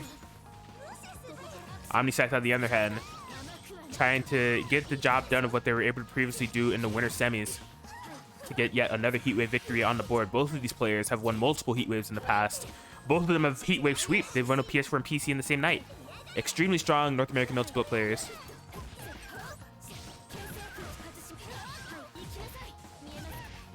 OmniSScythe.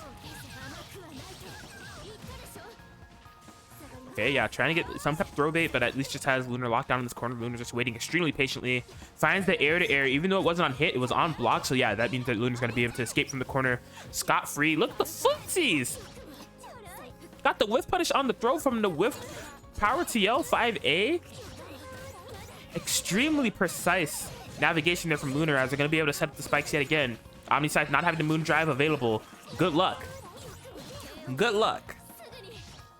Lunar 1 round away from being on tournament point with the 2-1 victory. Oh my gosh, what a clash going in Lunar's favor.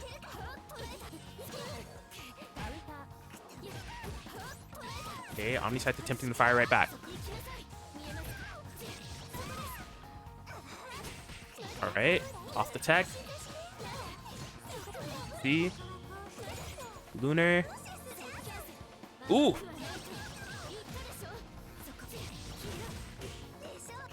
Wow.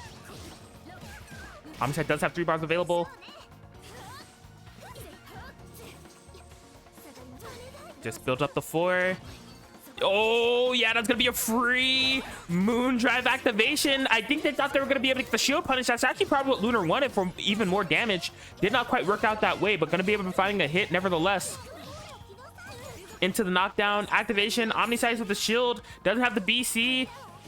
Oh, wow. Blood heat activation. Gonna be up. Oh! Lunar just too committed to the mindset of keep away. Does opt to go for the fireballs. Not in the best situation as they got last arced. Forgot about the blood heat. And now they're tied up in rounds. Is OmniSScythe really going to be bringing this back? A power play. Lunar locked down in this corner. Shield BC to try to escape out. No dice. PCL turning the wrong way for some reason. Question mark.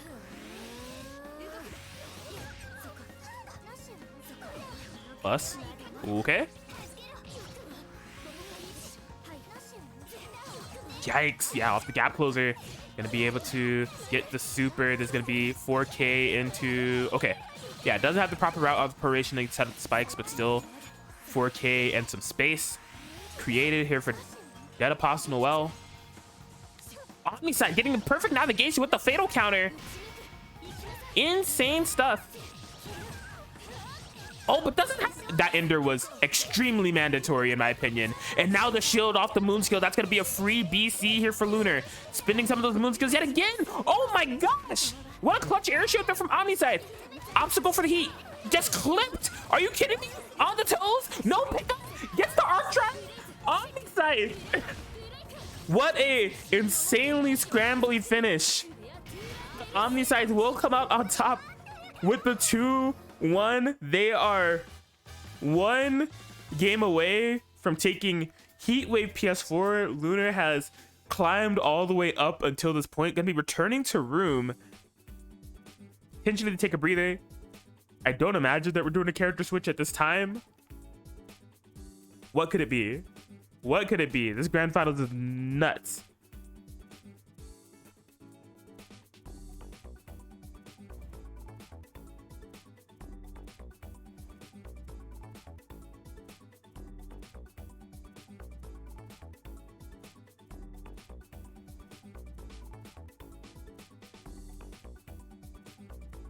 Okay, so yeah, it will be the Dead Apostle Noel that they are choosing to go into this OmniSScythe. Again, one game away from taking Heatwave PS4. You gotta imagine Lunar doesn't want to go out like this after having a losers run like that. They're gonna be wanting to seal the deal. They're gonna be wanting to do what they came here to do. But OmniSScythe is up on top. This is the first time that Lunar has found themselves in a disadvantageous position in like the past hour, right? With all the 2-0s and 3-0s they've been able to get. So, oh, what a critical start for OmniSScythe.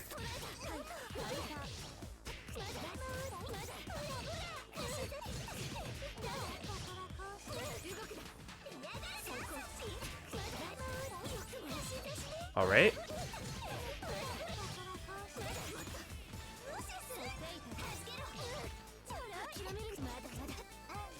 Yeah, you see Lunar bringing things back in their favor. Screen control.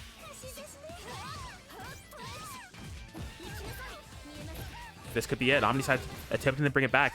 Has Lunar locked down in the corner now? Swinging away.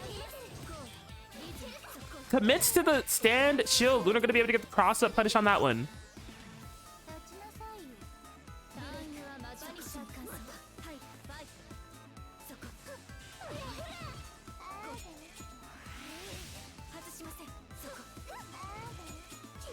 Yeah, you can see. You can definitely tell when the match is kind of being dictated by Lunar and when it's being dictated by OmniSScythe. When we have those lulls where Lunar is like full screen, setting up the spikes, setting up the fireballs. It's kind of the pressure on Omni to try to get in. But then when we see Lunar on the defensive, seeing these power Ciel buttons come into play, the specials, means OmniSScythe is in the driver's seat. The life bar tells the story as well. Does have the pickup this time around. 4K for this one. Oh, just caught for trying to escape out the air with the air unblockable. Gets the pickup for massive damage. This is tournament point for OmniSScythe. Lunar's tournament life on the line. Gets the throw. Okay, gonna be able to tech.